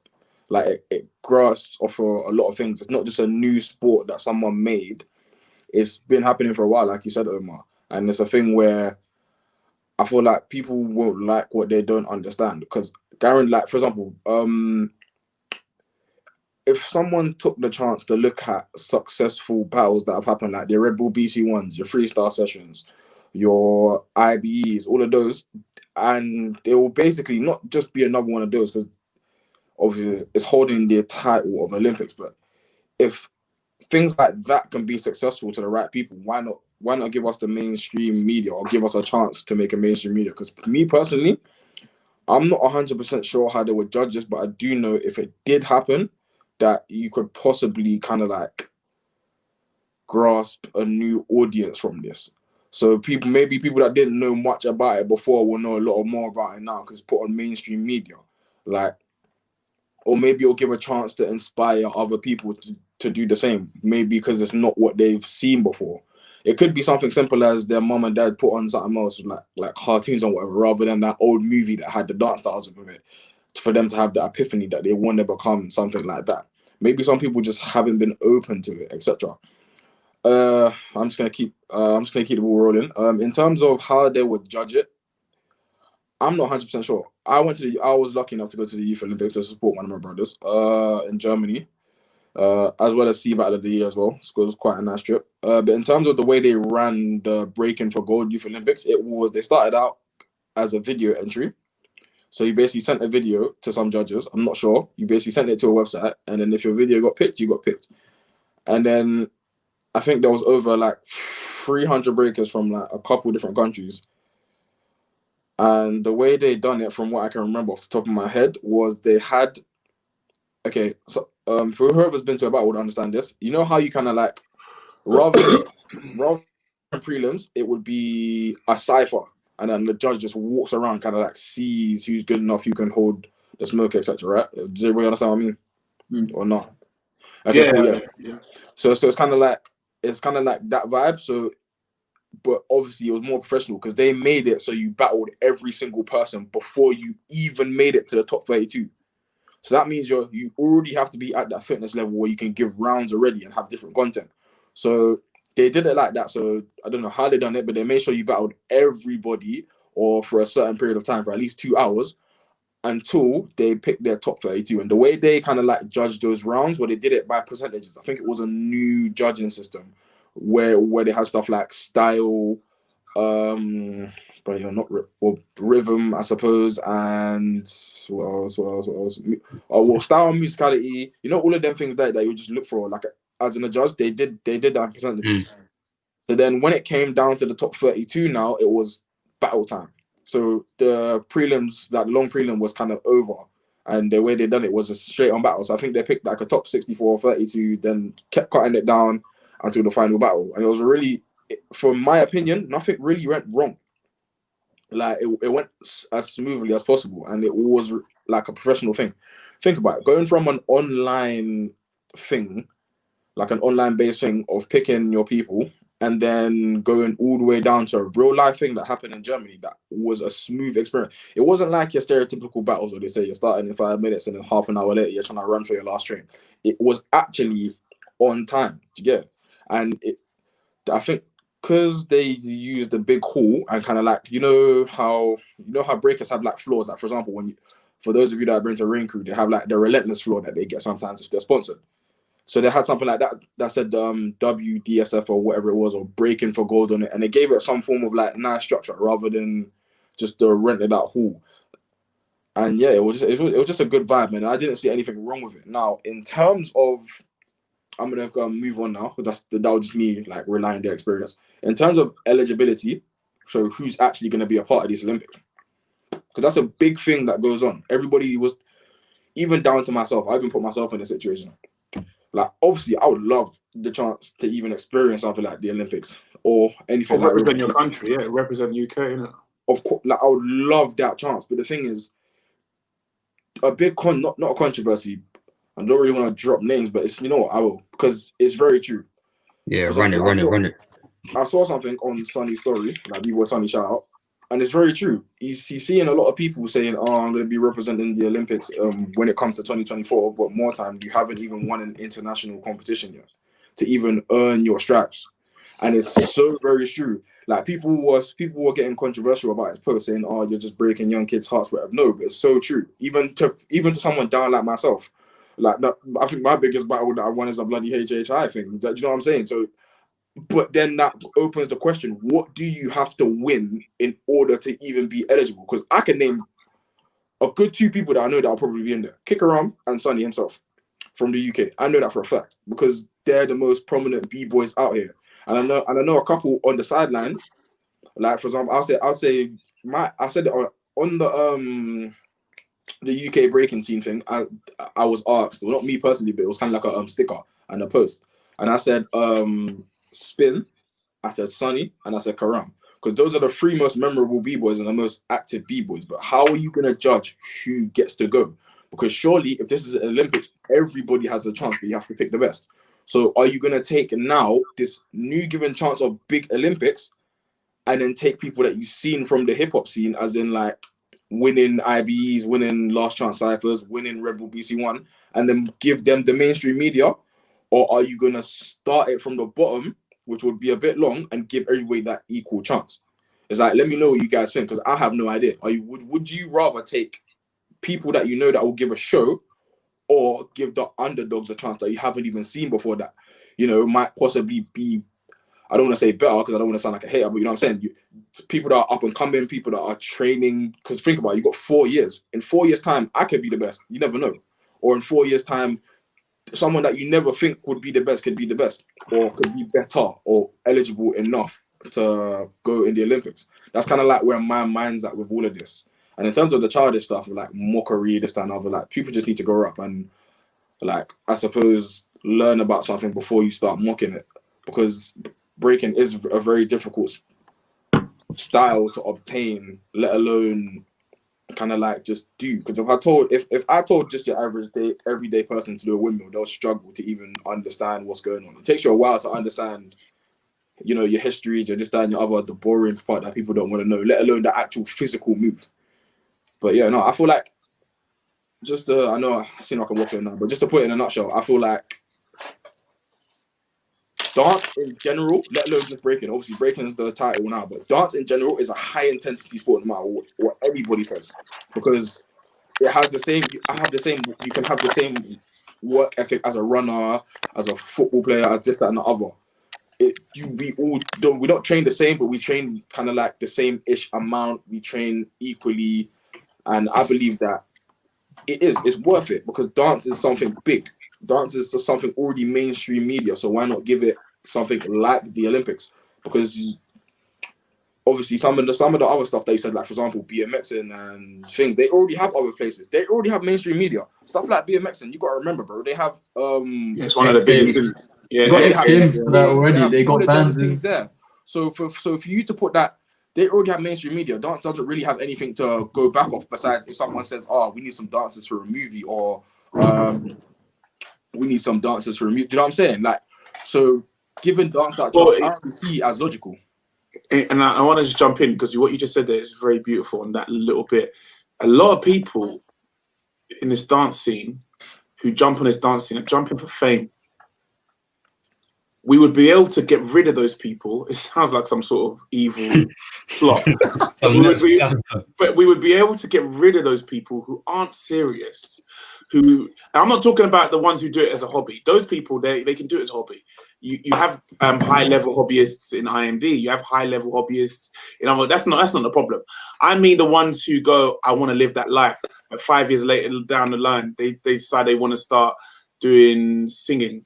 Or they decide they want to be an MC, or they decide they want to be in movies and stuff like that, or they decide they want to be on adverts and stuff. It's like, okay, you're really not about that dance life, are you? Like, do you get what I'm saying? Like, you're not on that dance life. You just wanted it for, but then you can't blame them because even I've been down that road. You need to pay the bills. And that's why I love this. That's why I love this right now. Do you know what I mean? Because we can now do dance on a high level in the future. And I mean, when I say obviously we necessarily in the street world, maybe not, but it opens doors where people go, yo, take that seriously because look what's happened here. Do you know what I mean? Take that serious. Like schools are gonna have to take it seriously now. Yo, this is real. Word, Yeah, word. Slap dance practice. Word, bro. Man, them be 1, 2, 2 little style. Like you actually have to take the thing seriously and go into depth. Like, oh my gosh, this is like a breakthrough. I feel like I'm in a movie and we finally got rights. Like it's mad. Yeah, words. Man, they be doing breaking in PE now, fam. Word. No, but you know it's not that. No. I teach breaking in PE, but you know how many times like you try and explain you explain to a kid where you could go with this, but to them it's like, yeah, but I don't really care about that. You know what I mean? Now that it's real, fam. This is gonna actually bring in proper teachers to teach dance instead of PE teachers because Omar, as you know, now dance is actually classed as a sport. So PE teachers can teach dance, as Omar knows as well, because he's a teacher. That all PE teachers have to do is read this bloody syllabus. They don't even need to go and train. They just need to read it, look at a couple of videos, and give a bloody class on it, which rattles me. Yeah. Can I ask one question? What makes something eligible to be a high intensity sport? Because I feel like once that question is answered, the question of whether breaking or any other sport that they're trying to bring in is eligible. Like, what makes running so much more important than breaking? What makes javelin throwing so much more important than breaking? What makes shot put so much more important than breaking? Like, what is that line that tradition? No, it's tradition because of the Greeks, like where Olympics really originally started. Gone, Jack. So yeah, like where Omar I was going with there as well. I think it definitely dates back to the old man sports. It ultimately showed like who's the biggest, strongest, fastest, who can push human capabilities as far as you can in terms of sport.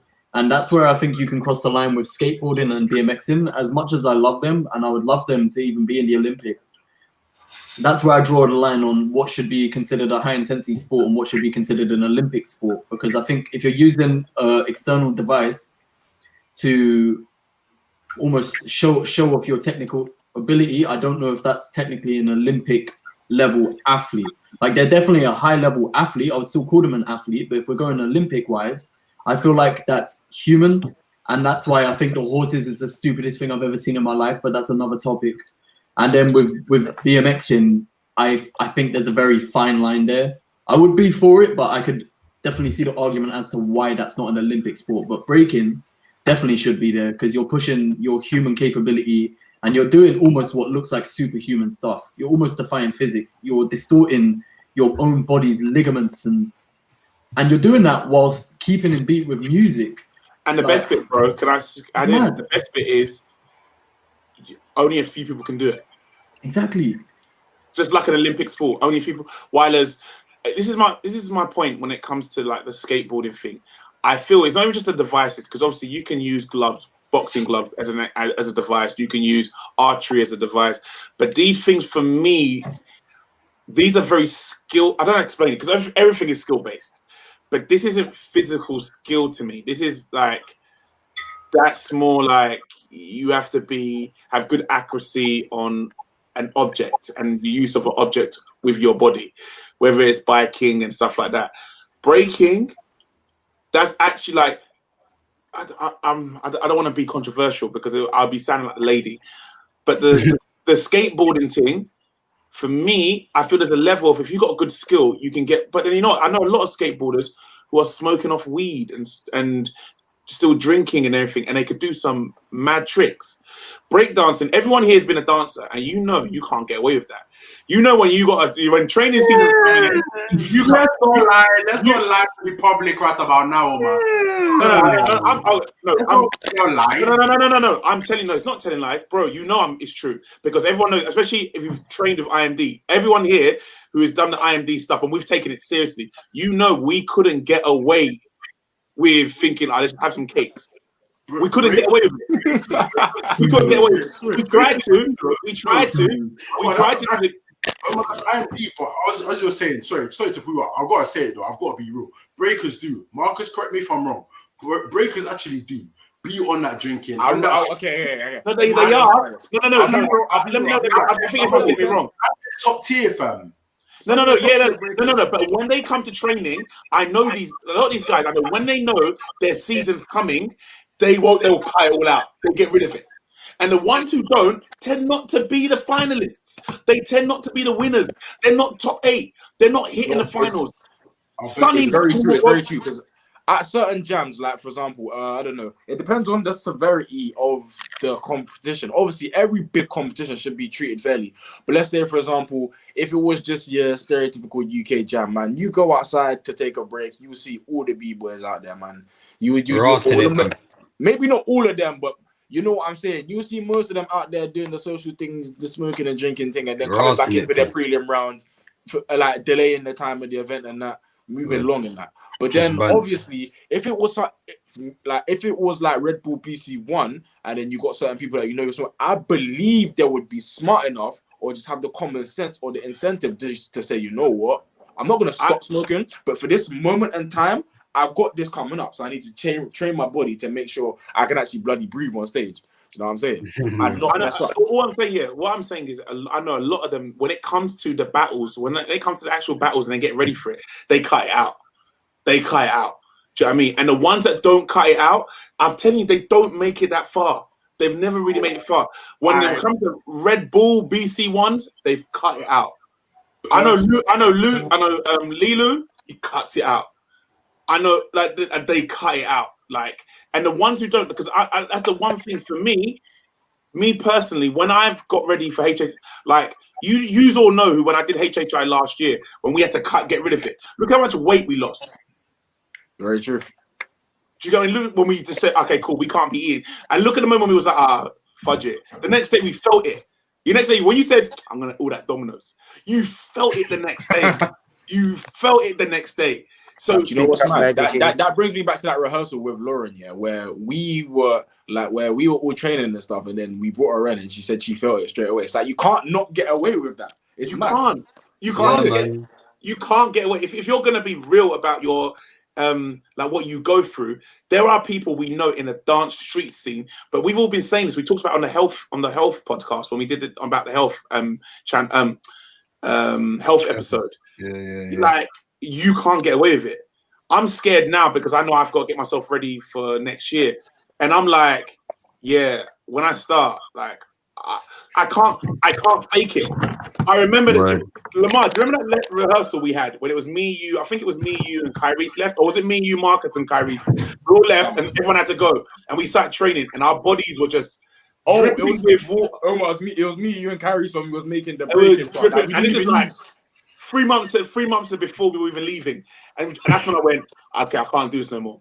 I can't do it. I got to cut the food down now. I can't do it no more. Yeah, we take it for granted sometimes. So I just feel there's certain things, like I feel like there's certain sports you can get away with that, and that's where I come back. My point was coming with like darts. Like darts, you can slightly get away with it. Bowling, definitely get away with it. Bowling, yeah. Like, Or you know that you can get away with bowling. You see the fat mother fudges. Do you know what I mean? Like, But you know also, you can with get- saying that, there's some fat people that box, you know. yeah, and Barbie. yeah. This is what I'm saying, Omar, bro. What do you mean, fam? There's man Bro. that are doing their thing, fam, and no matter what, they still get chewed. I don't care about they cutting last minute. Some of these men don't cut it last minute and they still get chewed. Like, it'll hit them when they're 30 and that, but in their prime, fam, they're sky high. And these are the people that people. But by the time Olympics come around, these lot will have to stop whether they like it or not. They have drug tests. They have drug. They have all these tests in place. Like they won't have a choice but to cut it out. So you know, if they want to take it, and I'm pretty sure, like Marcus was saying, bigger the stakes, the more you're gonna like invest into it. I'm pretty sure you're gonna try and push your body to its like nutritional best, your fitness best, your stamina best, all of these things when the stakes are that high.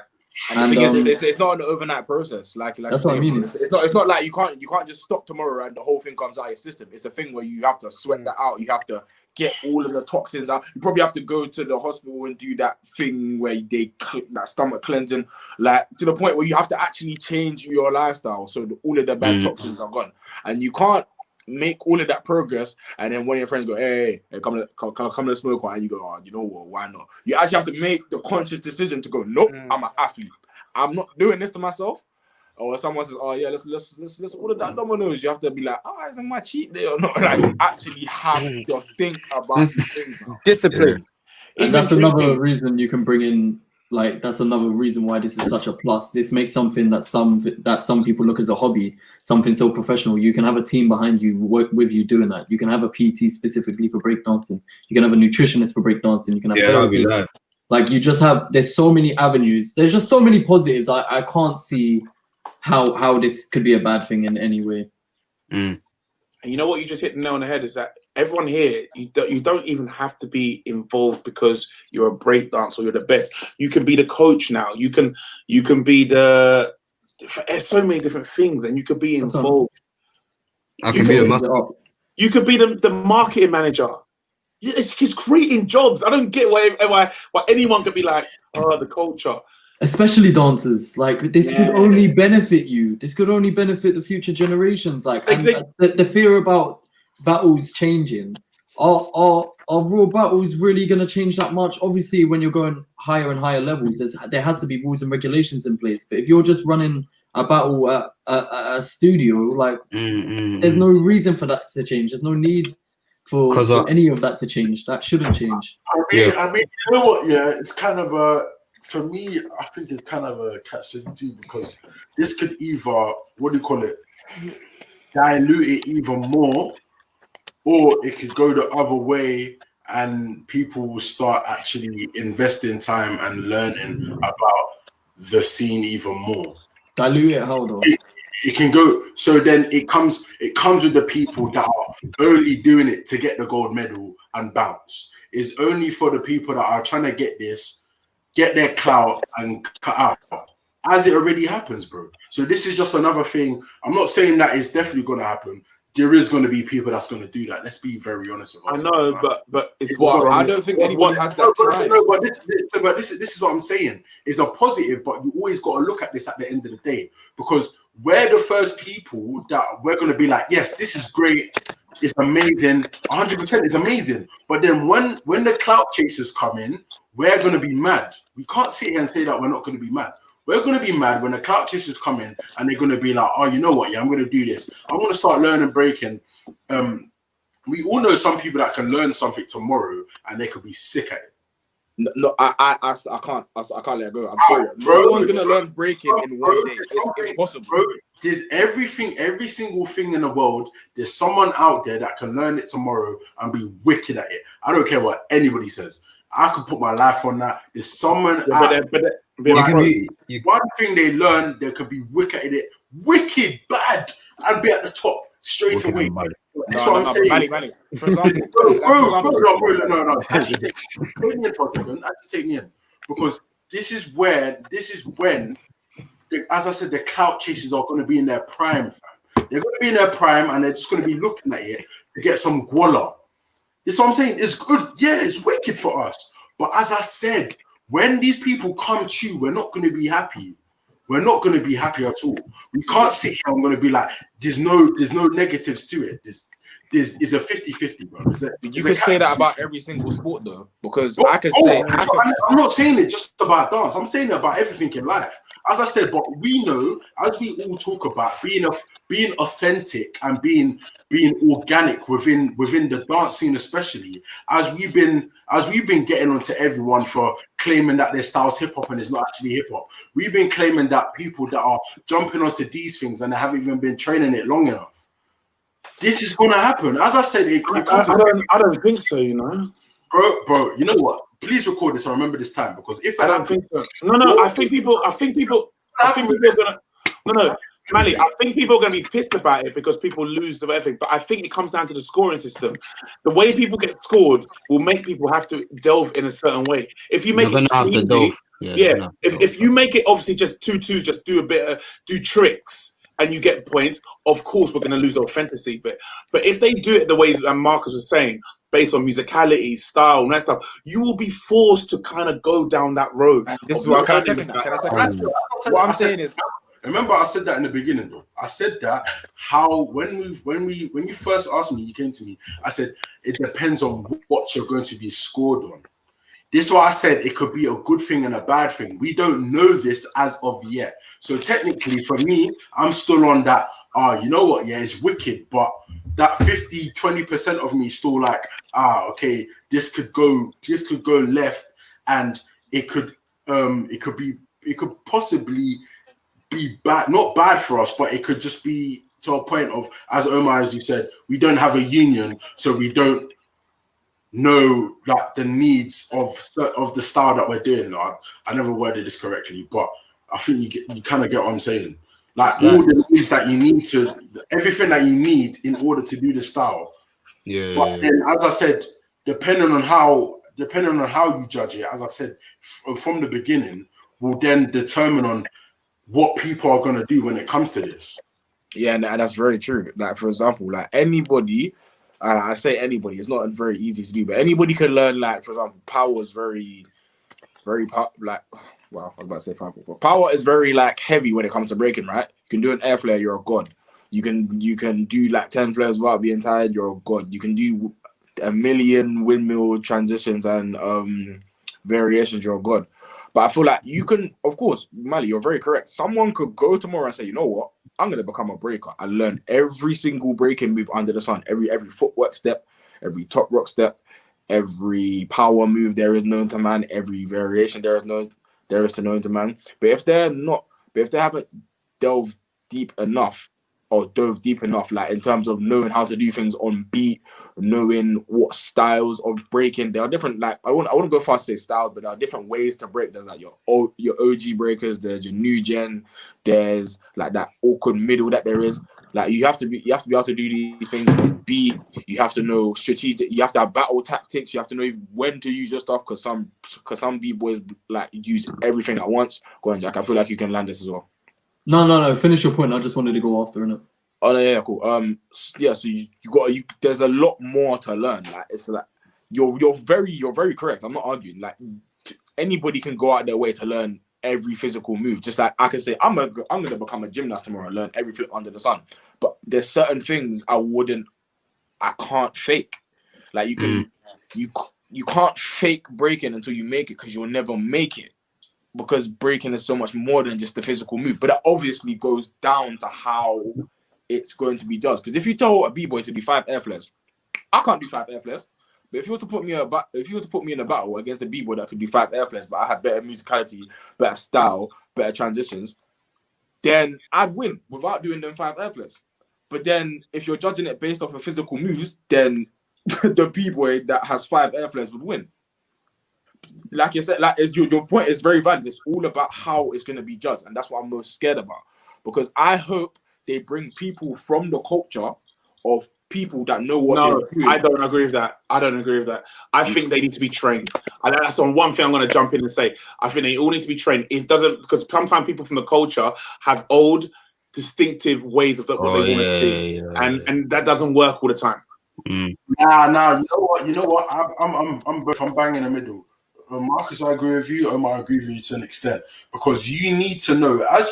You need to know, bro. Like Marcus, I agree with you. No, but that's what I'm saying. But I'm saying they need to do training. You need to still do training. No. Obviously, train to a certain extent, because you're not gonna with the Olympics, Omar. You know that you can't just jump in as a judge. That's not gonna happen. No, of course not. They're not even called judges. They're what they call. They're called officials on it, not Officials. Yeah. So, bro, that's not gonna happen. But as Marcus said, I agree to a certain extent of people. I agree with both of you. As I said, we need someone that knows the ins and outs, that knows feeling first, that knows foundation, that knows transitions, that knows style, that knows the understanding of music. But we know this. We need to know this. We need someone that's trained officially when it comes to judging the criteria, and that's people that's not going to become biased at the time. But yeah. All right. Yeah, there's a few points. I'm probably gonna forget all of them, but just going off what all of you guys are saying now, I think it's gonna be borderline impossible for this to not go wrong in some way at the start, because this is brand new. This is happening for the first time. So there will be things people agree with, other things people don't agree with. But in terms of the judging, and this is also ties into qualification as well, yeah, the same argument can be made for gymnastics. Like, that's also quite subjective to a point. There is a grading system, and they do have a union, and they do have a specific set of ways on how they're going to do that. But that, like everything in life, that didn't come overnight. That took years of perfection. That took loads of controversy, and eventually it will get to a point that's right. And in terms of like people, when we mentioned earlier about people maybe doing it for the clout or whatever, I don't think it's even possible to go into the Olympics without being 100% invested, passionate, and this being a lifelong ambition. Because you forget this is a 4-year process, and for majority of athletes, even a lot longer. So I think this has to be different than the youth ones where you submit a video and then you get picked. I think over the course of 4 years, there has to be a qualification process. Like, there has to be like qualification battles, even to just like within your own country. And then within that period of time, that's when I think you can like debate which judges seem unbiased. What have we got to tick here to get through to this part here? And then you can narrow it down and make it seem a bit more professional. Like, it's the exact same process that you do in track and field events. There's qualification competitions, 4 years leading up to that, and sometimes even 8 years leading up to that. So I think there's going to be controversy and problems, like without a doubt, but I don't see it not eventually being successful. I have a valid point from what you just said, and I want to kind of bring it up before I forget. In that case, if we're going to bring the Olympics, I think we need to not cut a fine line, but kind of differentiate Olympics and your stereotypical breaking competitions. Like, for example, I don't want them. I'm going off of what Sonny said. It's very true, and it's technically a valid point. But I don't want them to go for people that have won Red Bull BC1, people that have won freestyle session, because this is a whole new thing now. Technically speaking, everybody has to start from the bottom and make their way up. You can't just. Obviously, it would make sense to pick people that are kind of like more eligible, but if you're going to do this, it has to be from a level playing field. Think about it, it's Olympics, so it's a completely new thing. So if you're picking people that are winning big international competitions like freestyle session, Red Bull BC1, IBE,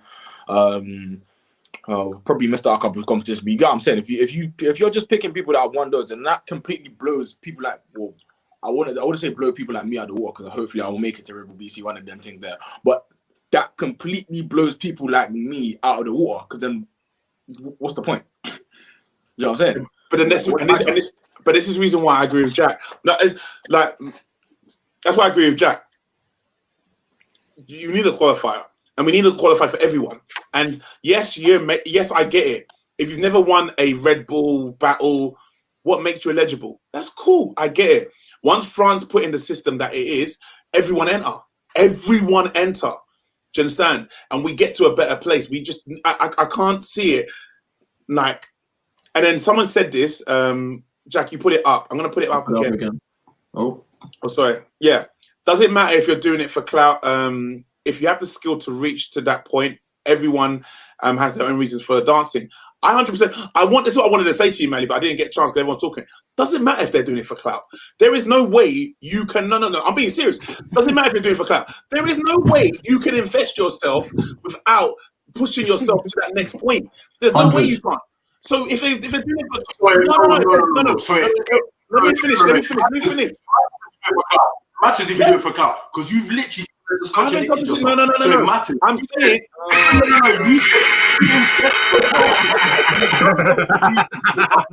I'm not gonna lie. You just said if you invest yourself.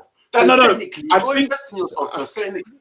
This is not clout. No. I can't invest my full. What I'm trying to say is the guy saying does make sense. One at a time. What the guy's saying does make sense. If you're doing it for clout, what does it matter? Because at the end of the day, once you're going for, who doesn't go for no runner will tell you that they don't imagine the point of getting famous.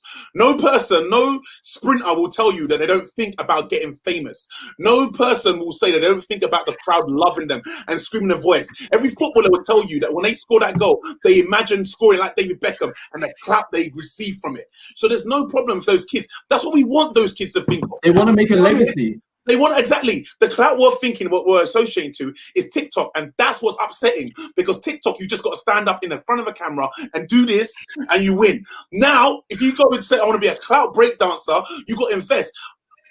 So I so want to swear. Fudge all those pricks out there on their freaking TikToks and shit, and they're doing that shit. This, you could be a clout. I want you to be a clout for this. Because once you be a clout for this, you have to work for this. So when you're the clout for breakdancing for the Olympics, you're going to have to work. Because there's no way when they're picking the music, there is no way when they're picking the music, you can't research on that music. Because you're going to have to try and understand where that came from. There's no way you're going to battle with that breakdance music. And you're playing, I'm just going to go for it. If that's going to make you research, go for that clout. There's no way you're gonna do all those moves without understanding where those moves came from. If that's gonna make you do it, because these TikToks, all they gotta look is what trended yesterday. That's their research. So F them. I don't give a shit. Like, I'm being serious, raw. I'm being real about it. No, sure. Yeah, like their clout is shit. Their clout is shit. Their clout is 5 minutes. They get 1 million hits and they can only just about get £100. F them. If this guy's going for a clout, do you know what I mean? And he's doing a thing for clout, but he has to invest to understand the music, the clothes he's wearing. He has to get a PT, whatever. Do it for clout because you're going to train. Because Usain Bolt will never turn around and say to you that when he ran, he just ran for the fun of it because he just loved it. He loved it, but he was looking forward to that clout. He was looking forward to everyone saying Usain Bolt. He was looking forward to everyone screaming his name. Right now, everyone's living on dance to scream their name on likes and comments. This guy or girl, whoever does the breakdancing, will look for millions of billions of people to scream their names because they worked their asses off. The 4 years that Jack just said, 4 years is a long time. If you quit halfway through, cool, for doing it for clout, then we know that you're not made for it. You're not made for it. I don't mind those people doing it for clout because if they're going to train and have to work hard to get where they're going to go, that's cool. I don't have to train for TikTok. I keep on taking a piss out every single person here and saying, if I want to jump on it tomorrow, that's how confident I am. I can say to everyone, if I want to jump on TikTok tomorrow and beat everyone, be the best at it, I'm confident. You think I'm confident to stand up and say about breakdancing? You think I'm that confident to stand up and go, yeah, I can do that with the breakdance Olympics? I'm sitting back saying, yo, my time, I can't do that shit. Oh, like, there is none of these big boob girls putting their bras down for clout are thinking that they can jump on Olympics. None of them. I'm being raw about it. None of them going to go. No. I do hear it. They ain't going to think that. So if this guy wants to do it, not this, obviously this guy, but any guy or girl wants to do it for clout, they're going to invest in that. You know what I mean? And I can't lie to you. Anyone that just does it, if anyone does it solely for clout, you're dropping out under 3 years. There's no way. You're not gonna. You can't be that hungry. You can't be that hungry for fame and clout and that one little 10-second moment on the podium when you win the gold medal to go through 4 years of training and put your body through mad stress. Like, fam, and when you really deep it, word exactly. Fam, when you really deep it, bro, like you'll be doing this for clout, but then you're gonna go up against mad. Like we're talking world class, like top tier breakers, but you want to do it for clout. Like I can't lie to you, fam. There's a reason why clout for me sometimes is just limited to social media. There's no way you can bring your agendas of clout to the Olympic platform. You must be tapped. That's Wait, tap. Mally, If someone actually goes through I that think- process, that's mad. Listen, What sort of clout are you talking about? Are you talking about clout like as like fame and that, or Yeah. clout as in? I'm just saying it as this because the reason why I always say this shit, yeah, is because when it happens, everyone always turns around and everyone's just like, raw, we never knew this person's gonna do that. I say this because everything is possible. Then the way everyone's talking now is as if it can't happen. But then when it happens, everyone's shocked. Like nothing can happen. There's people that can do this, and there's people that's done this. And if we research it properly, we're going to find someone that's done it. We're going to find someone that's had that gold medal chance, that one gold medal, and they boost out, fam. We see it all the time. And this is why I'm just like, everyone's just like, no, I can't see it happening. Fam, it happens. And it's happened every single thing, yeah. This is why, bro. Omar, this is why I said, no. Make sure you keep the same energy if you said, oh, do it for the clout. No, because when people really do it for the clout, we're the same people that's going to be sitting here going, oh, yeah, you should have done it for the clout. Why did you do it for the clout? Yes, you have to invest yourself for 4 years. It doesn't mean that you're not going to do it for the clout, for the money, and boost out when you want to. Yeah, but who doesn't? Who doesn't? You think Mayweather cares about boxing? You think Mayweather really cared about boxing? Bro, There's no way someone could achieve a gold medal and not deserve it. There's success and what comes with success, and then there's living off the adrenaline and that thrive of likes, as you said, what all of that stuff that gives you. There's people that's passionate and that live for this stuff. Yeah, hence why I'm trying to show you the clear differentiation. As everyone knows, but it's just like everyone don't want to be like, oh yeah, there is people that can do that. It's possible. We're acting like it's not possible. I'm not saying it's not. I'm saying I'm actually agreeing with the guy. Like, if you had to work your ass off to get there, and you still learn about the culture, at least I can say if you got that gold, you deserved it. You deserve to get that gold. If you won that gold, you deserve it. No, but then you said clearly stating, you said if you're gonna do it for the clout, do it for the clout. Fam, no, I'm saying if you're doing it for the clout, I'm not gonna complain because you're gonna have to work to win that gold. I'm not gonna complain. You're gonna have to work to that gold, and if you do get it, that means you deserved it.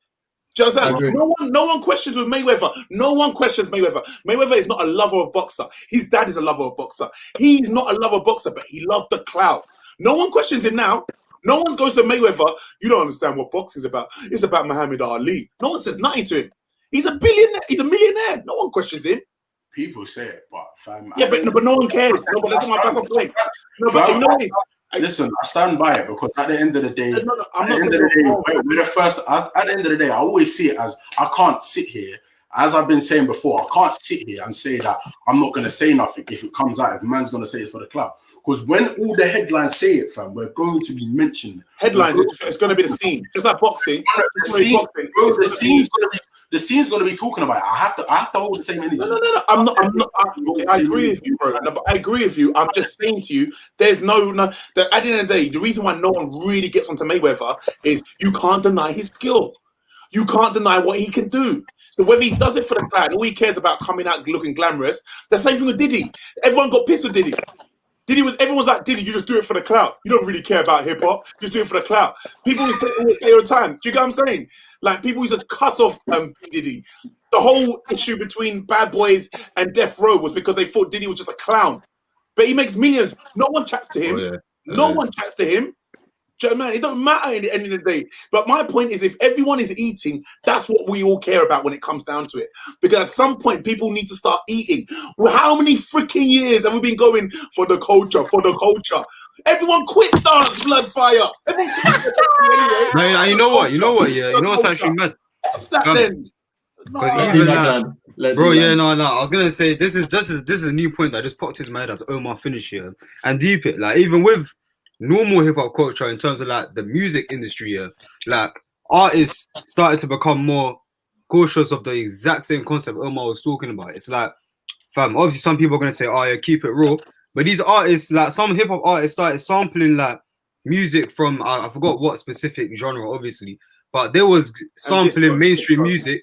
Yeah, they were sampling them types of some like tunes there and putting it in as their instrumentals and stuff like that. Like you're gonna get to a point where when it comes to the rawness and authenticity of it, and then just having to go clear. Like, you can't have both to the fullest. You're gonna have to kind of compromise and mix and match and all them things there. But yeah, for me, my reply to Mali, what I deeped is that I was thinking about when you was talking about man's just waking off. Malaka, Mali, He's fam. got big voice. He's got big voice. Yeah, it's I can hear you. no, I'm talking calm. Yeah, no, I was talking about when you mentioned how if someone just kind of got up tomorrow and just said, "Oh, Bunny, I'm just gonna be a breaker," and then train for the next 4 years, that is mad. But if someone already in the scene had those intentions of like, "Oh yeah, this is a perfect opportunity to do it for the club," then I feel like that's more realistic. But for a newbie to kind of come in and go through all the paces and make themselves a household name in the scene, then go for the Olympics and all that stuff, like you put in bare time and energy, fam. Like to go from being a nobody to being on the Olympic stage, all for clout. You know what I mean? I think that's a bit far-fetched. If you're already in the scene like that, like let's take a household name for an example. Just an example, innit? Like Sonny. I know he wouldn't do it, but just for an example, if he was like, oh yeah, this is a perfect opportunity. You know what I mean? Rather than just doing it for the scene. I don't know if that made sense, but yeah. All right, guys, quickly, just because it's getting late in it. On this final question, we were going to talk on this. Where do we draw the line? Should cheerleading be involved? Should eventually our style of dance be involved in the Olympics?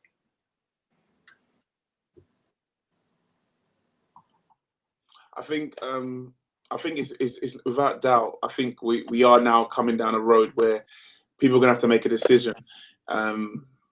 And I don't know because it's like if you allow street synchronization, because you like synchronized swimming, didn't you? So if you do that with street battles and comps and stuff like that, then why can't they have what do you call it? What you just said for cheering? Do you know what I mean? Yeah. That's just as hard. So it's maybe it won't go in there. Go on, coach. Hello, everybody. Hello. Question for the world. Feel free to answer. Feel free to not. What is the need for us to be in the Olympics? Like, I get we should. I'm just in general. Like, I get the whole like it's a big thing like being part of the Olympics, but do we need it? Yeah, we do. I think it would definitely be beneficial to us in every capacity, but I don't think our style of dance qualifies to be an Olympic sport. I think the only style of dance that should be in there should be breaking, and I don't see why any other one should really be included, because none of them push themselves physically in a way. Like, of course, you push your body to the limits when you dance in it, but you're not doing the stuff that breakers are capable of doing. You're not doing the head spins. You're not doing the crazy power moves that take a lot of years of training and strength and conditioning, whereas a dance is 10 times more subjective, I'd say, than breaking. I think breaking is levels above the others if we're talking it in physical sport.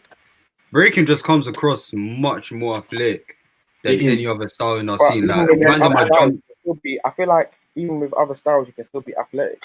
No, of course, but not the same as breaking. That's not like the core thing. It can be.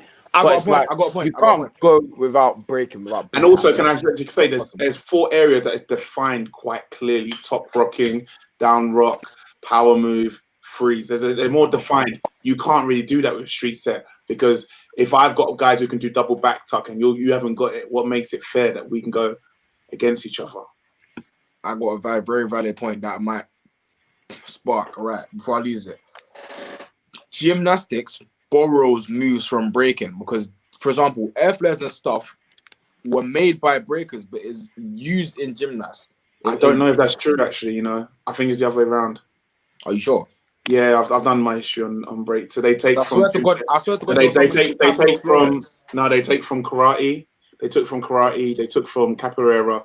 They took from tap. They took from jazz, and they took from gymnastics. I mean, if I'm wrong, I'm wrong, and I'll say it with chest. No. I'm just letting you know that's where they took it. That's why we've seen it in the past, like that. Them talk about moves, but like a lot of it was influenced by Bruce Lee movies. Yeah, but yeah. Like, as far as I'm concerned, there was someone named Pablo Flores that made the air flare, or for example, I think we all know that. Well, hold on, I don't want to. There were people that made certain moves that were borrowed by gymnastic culture, but I suppose Maybe actually, yeah, maybe. From what I've studied on it, it was I say breakdance took from many different types of styles and then created their foundation of movement from it. But I know martial arts was a big martial arts tap and jazz was a big factor to it. Because I saw something on like I can probably, if I had a second device on me, it'd probably be feasible. But if maybe someone could check now on Starts Elements. I saw, obviously they were talking about the breaking thing, and I saw I've seen it before, obviously as a breaker, because as you do, but there was like this recent post talking about how gymnastics were borrowing certain things like flares and air flares and stuff from breaking, or certain breaking moves. Someone can correct me if I'm wrong. If anybody's got their phone on them, pull up Instagram and go on Starts Elements things. And it was made by someone named Pablo Flores or something like that. Yeah, it says little brother Pablo Flores was the first b-boy on earth to ever do air flares. And this is what I'm saying. Pause. This is what I'm saying. So for an air flare to be known, if it was known as breaking, I know I'm not wording this right. Pause. I'm trying to land. If an air flare is important in gymnastics, why can't it be as important in the style breaking? Why can't it be known for what it's known for rather than the mainstream media? It's like the Michael Jackson thing. Air flares were made by breakers, but it was mainstream by gymnasts. Do you know what I'm saying? So that's what a lot of people don't know. Because if I was to say, do you know what an air flare is? Maybe some people will go, yeah, that's a breaking move, innit? Or for some people that have watched just gymnastics, they'll be like, yeah, I've seen that on gymnastics, man. Like nobody, like for example, unless you dive deep into it, nobody would have known. I don't know if any of you knew that until just now, until I brought it up, or maybe Omar, because you said you've done more research. So I'm saying, not a lot of people know that gymnastics, maybe that one move, maybe it's just that one move in specific, but I know a lot of gymnasts borrow moves from breaking. Yeah, the lines are getting blurred more and more because you're even seeing in just straight up gymnastics now. They're borrowing from hip hop culture like completely. Like you're seeing hip hop dances included, and I think that's where the conversation should be drawn. Like I think breaking and it could stop there, and then possibly cheerleading, but then that's where you're blurring lines between gymnastics again. I think if you're including too many styles, that's when it becomes a big old mess. I think gymnastics, breaking, you could make the argument for cheerleading, but I wouldn't back it wholeheartedly. But I don't think it needs to be much more than that in terms of dance styles. I think you're all 100% right. I think the whole HHI and street world, I think that's why it's had loads of controversy, because the fact that like how can a commercial I'll just say it for it, is Royal Family. How can Royal Family be classed as hip hop when they're doing very kind of Fenty pop dancing against someone who does that kind of hip hop culture movement? I sound rude, but yeah, you know what I mean? While there's you can't do that with breaking, you can't do that with cheer, you can't really, or I don't know. I from what I've watched, you can't seem to really do that with cheer. Can you do breaking? Yeah, I feel like you can take. This is why I don't feel like. Well, I have a whole different point of view, but that's another conversation. I feel like all the styles within dance, you can take and do what you want with them. Which kind of back to my point of, if I want to take the whole style of breaking and I don't know, make it my own, as you'd like to say, is it now breaking or is it breaking inspired?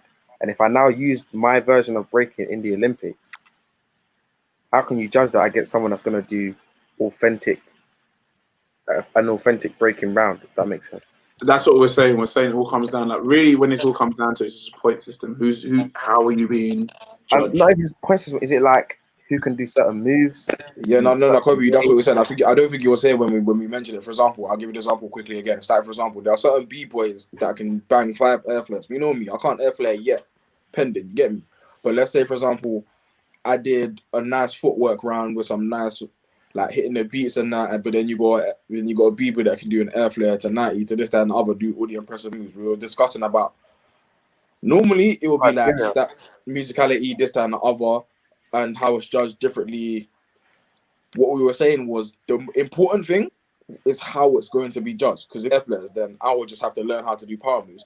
But if you're gonna pick it based off of breaking as a whole, like everything, like musicality, this, that, and the other, like it's the most important thing is how it's gonna be judged. Because obviously you're bringing up the same point that I did. I also think that there's probably nothing against getting air flare, and if that beats someone, that could also prompt people to actually learn that at age 7, 8, or 6. And just like in gymnastics, there's no. I know what you mean, Marcus, but it just popped in my head. Maybe that's what you should get beaten by, and that would prompt the next generation to know that they now, because like in gymnastics, you have to get a round off double tuck, and they know that if they get that double tuck and land it, their point system goes up. So they train that. Do you get what I'm saying? And if you get, I don't know, you get a percentage on head spins, and you get a percentage on floor work, and you get a percentage, you know what I mean? So if that makes you now go, okay, I need to now cut off what I'm eating and now get a PT to help me get lighter or move quicker in a certain way. I need to get a nutritionist to be this. I need to train in a more safer environment to get this thing, just like a gymnast gets. Then maybe that's not a bad thing to get beaten by an air flare. Oh no, I'm not necessarily knocking it. Power. That's what I'm saying, yeah. No, that's what I'm not knocking it at all. Power is amazing. Like, no. What I'm saying is all round. I'm not saying. I'll be serious. Like, power is amazing. Like, I've got a couple up my sleeve. Like, I've got a windmill. I've got a 90. I've got certain things that I can go into a battle confidently with. I'm not saying that if you can air flare, then you're just a waste man and that's all you use. Like, if you've learned that, then bro, fair enough. That's something I don't want to learn.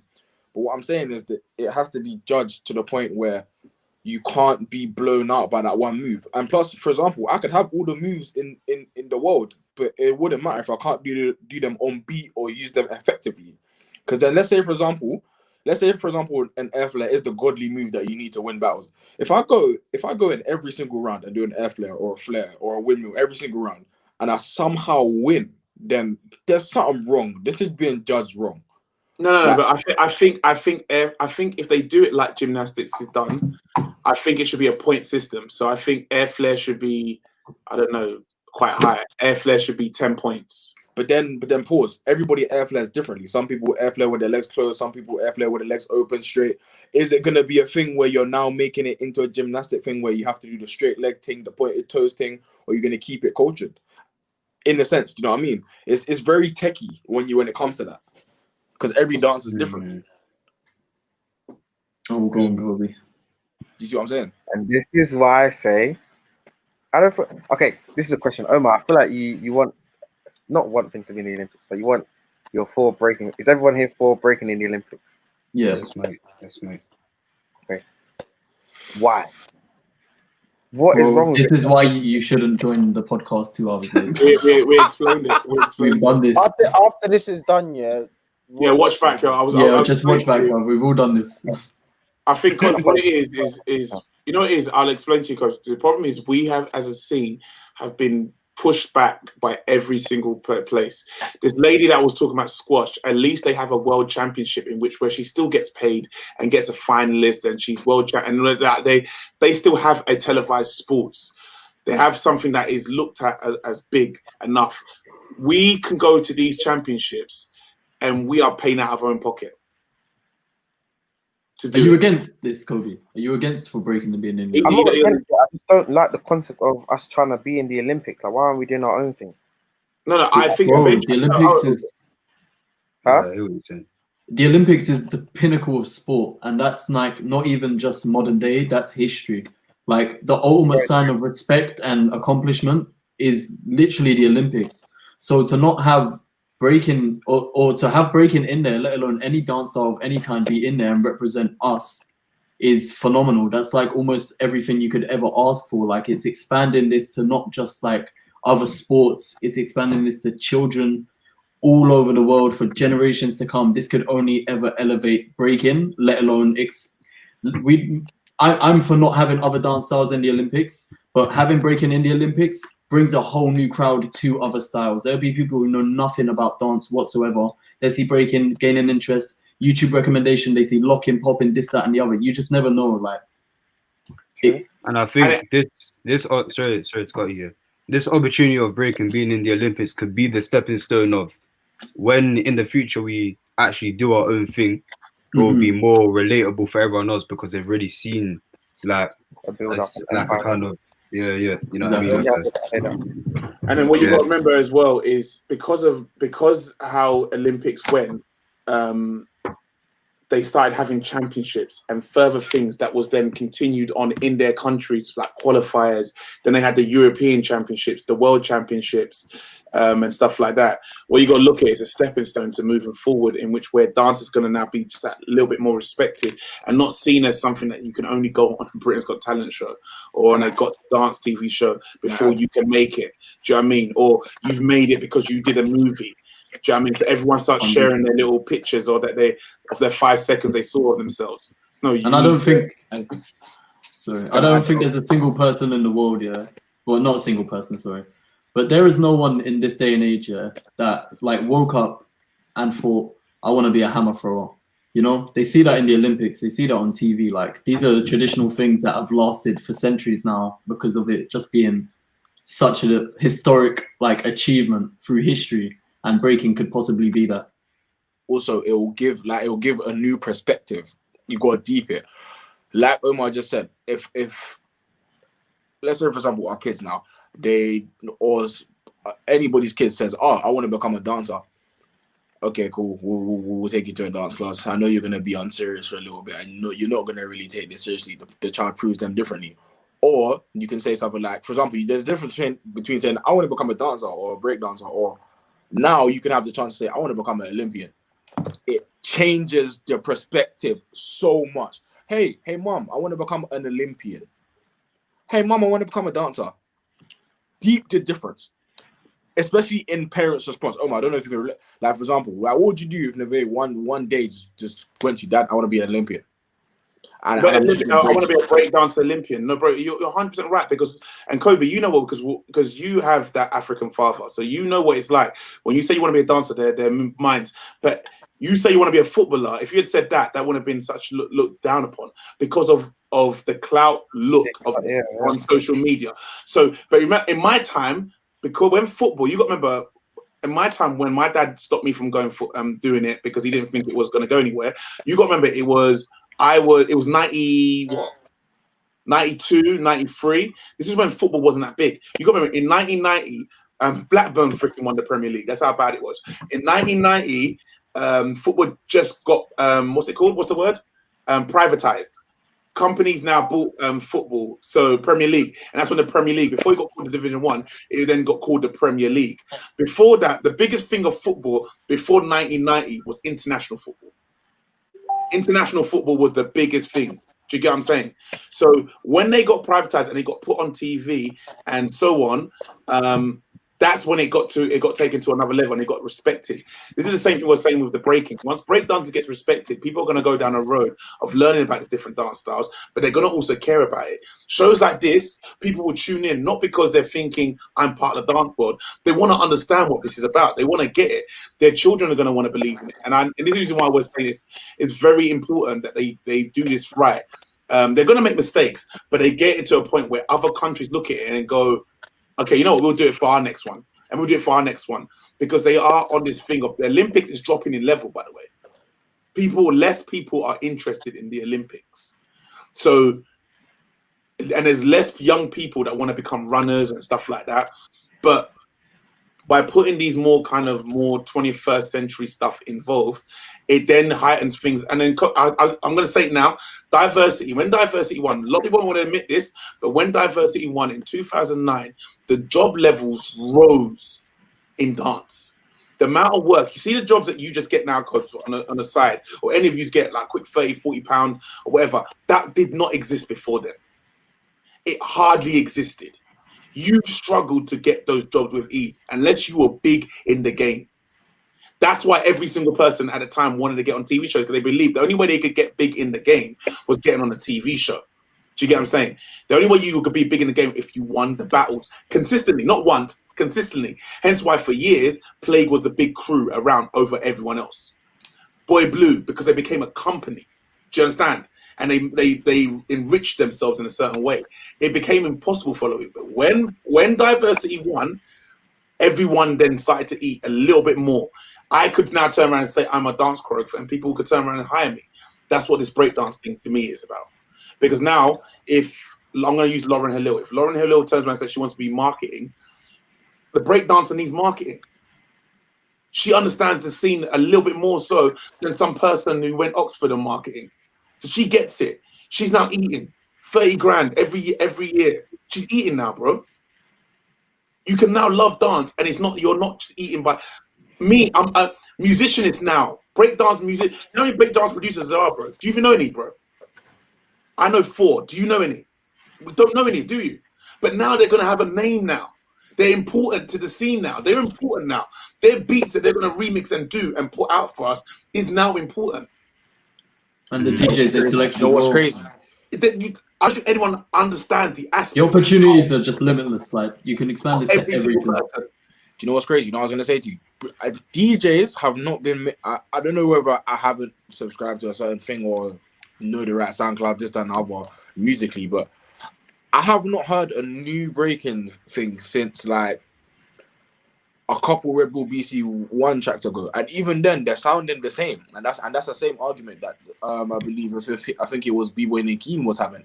All breaking music sounds the same. So if you can bring a new kind of like style / flavor to breaking, like but somehow keeping authenticity, you're gonna be making bread as a DJ. Like for example, people like DJ Flag, Nobunaga, Kanfu, all your normal like breaking people, DJ Just a Kid, like all of these DJs that are making the new content for these breakers to dance to. If you was to become one of them DJs, you know how important you would be to a breaking scene, let alone the Olympics, just the breaking scene itself. And then for you to be called an official Olympic DJ, I wouldn't know the term. Just say that. Just say it, bro. Bro, say that again. Just say it again. Official Olympic DJ. No, it's you know how mad that is? It's mad. That's crazy. It's mad. So you see why this is important now? Because how many people do you see? You say Red Bull DJ, and they go, yeah. And I know a few Red Bull DJs, and they don't get paid good. Now you say I'm Olympic Red Bull DJ. I mean Olympic DJ. You gotta get paid properly. And if they don't pay you properly, now they've got to create a union because Olympic is a proper school. So now they've got to make that official. So now people can't screw with you. Do you know what I mean? And we didn't even talk, you missed a bit when we were talking about Nike deals, Adidas deals. Do you know what I mean? Like sponsorships. It's no more we got to send a message. They come knocking on your door, bro. You don't knock on their door. You don't send an email. Hi, my name is da-da-da-da-da. I'm going to be going to the World Championships and we're looking for help. So we need some T-shirts. Fuck that. They're coming to you now. We're the message. They knock on your door. And that's the reason why I said, obviously we don't want no one doing anything for clout, but that's the reason why I said, you know what? Let them do it for clout. Because if it means they're going to have to work their asses off, at some point you're going to change. Your mindset and everything is going to change because you're going to have to go deep in it. And when you go deep in it, it's no more about clout. It's about winning that gold. You now is competitive. It's about winning that gold. You need to understand the music. You need to understand the thinking. Do you know what I mean? Do you get what I'm saying? Because who doesn't go in? We can all go that we all go in with love of dance, but who doesn't go in with that little bit of I want a bit of that attention, that fame? The problem I have with TikTok and all those stuff is you want that attention, you can do it tomorrow. You can't do this tomorrow. You're gonna have to work. You can't just get up and do it tomorrow. And that's where I want to finish off with that, Marcus, what I said to you about the thingy, the air flares. The more I thought about it is, or the 6-step, or the flavor. If they do what they did with percentages, it means someone like your brother, I'm going to call him your brother, you know, what's his name? Yeah. He ain't going to win unless he starts improving his musicality. Then you can go to Omar, let's use me. I'm not going to win until I improve my power. Because I know in the whole point system, I need to get a good point. I need to have floor work. If I ain't got the floor work on point, I lose 10, 20%. So I can have all the power moves in the world. I'm losing. And that's where I think they should go down that road. They should do it just like the gymnastics has done. Do you know what I mean? But obviously we have the dance flavor and everything and all that stuff. And then they're good to go. I don't know. That's my opinion. And whether it matters or not, it's another thing. But I feel like to sum this all up, I think what we've gathered here is they need a correct way, whether that takes 4 years to make or that's made it tomorrow. They need a correct way to judge it. They need a valid point system. They need educated people that know what they're talking about. Whether you take someone that doesn't know what they're talking about and educate them to a certain extent to where they know what they're doing, it all needs to be done properly. Like you said, it's not no. You know what I'm gonna say? It's not no UK chance where you can pick someone that's just won something before and then put them as a judge. All right, it needs to be done properly. Maybe the point system is and the percentage system is the way to go. You definitely gonna need people that know what they're talking about. You definitely gonna need a DJ that knows what he's doing on the decks, that knows how to hype a crowd or make a battle run nicely without being biased. Because there are certain tracks that are heard in more countries than the other. I could get into it, but I know I'm trying to wrap up, so I'll compress it. But yeah, you just basically just needs to be done properly. I think that's the point that we're all getting at. How it's gonna be done, not 100% sure, because this conversation has been going for a while. But whatever it is, however it is, it needs to be done properly because it's a very big chance for a lot of people. Like we said, job opportunities, sponsorships, the whole 100, man. This needs to be done properly. I'm done. 100%, man. Who's finishing off? Anyone got to say? No, not really. No, man. I just hope this goes. I just hope this goes well. To be honest, I really hope this goes well, and I'm glad that's happened. Not only because it's a style that I do for a living. This is, if it was any dance style, I'd be happy. But it's a thing where a mainstream light is being brought to a style that was made from the underground. That's mad. That's already mad within itself. That is mad. And that's only taken 40, 50 years. You come back, do you know how sick that is from going to, from saying, like I said about the parent-child thing, from going to say, I want to be a dancer, to say, I want to be an Olympian. You can back out your chest and say that. I want to be an Olympian. Are you mad? Made it out the gutter, fam. Back out your As chest. a parent, if you heard your child say, I want to be an Olympian, the smile that should appear on your face. Should appear. Yeah, it should. Like, All right, guys. Thank you, everyone. That was My Twitter is at Jack Webster with 2 B's and 2 R's. I'm Twitter famous. I should have nearly 350 followers there now. So if you want to blow that up. oh man, bro, Twitter's so hard to get followers, you know. Bro, it's impossible. It took me like 3 years to get 100. Bro, very hard, fam. Twitter's the hardest Twitter's one. Different. Anyway, guys, 33 episodes strong. That is phenomenal. Let's make it 66. I have 880 followers. Wow! Oh if you put something on Twitter, everyone likes it, though. This is the thing. Of course not. But the point is, I have 880 followers. Yeah, shut up, man. This guy tweets one link every 2 years, and that's... I know. I literally post every now. I only post a bitch. I only post. You don't even tweet. I don't even tweet. I only actually tweet like when Uber has pissed me off or Sony hasn't sent my thing. I try and scare them, and then I get the DMs. Hello. They interact on Twitter. They DM you. No, they do. In your comment, they'll be in your comments. ASAP. Guys, me and Jack are active on Twitter. I'm on Twitter. Malakizu2 as well _ Lovely knows actually Malakizu2. You know what? I'm doing that. Add me on. Stupid. Lovely. Omar _ Oh, you didn't like it. Do it one more time. I'll give him another shot. No, talk, blood. No one's to know you, fam. You got scared into it. Arting, you get me? But anyway, all of our ads are in our names except for Marcus, D-Mac, and Lamar. You missed out. Oh, no. Marcus, shout yourself out, fam. This is your first time you've been on here, blood. What? No one cut him out, bro. Instagram, Marcus _Johnson _22. Brandon. I'm trying to make it him. Shit, I'm so sorry, guys. What have I done? I'm trying to make it. I was trying to put the spotlight on him. You know what? Just leave it at that. No, carry on. Oh shit! Sorry. There we No, go. he There done we it go. on purpose. I want you to know he done it on purpose. Wow. Instagram Marcus_Johnson_22. If you have any questions about breaking or want to train this, that, and the other, just hit me up. Yeah, man. For the UK culture or any.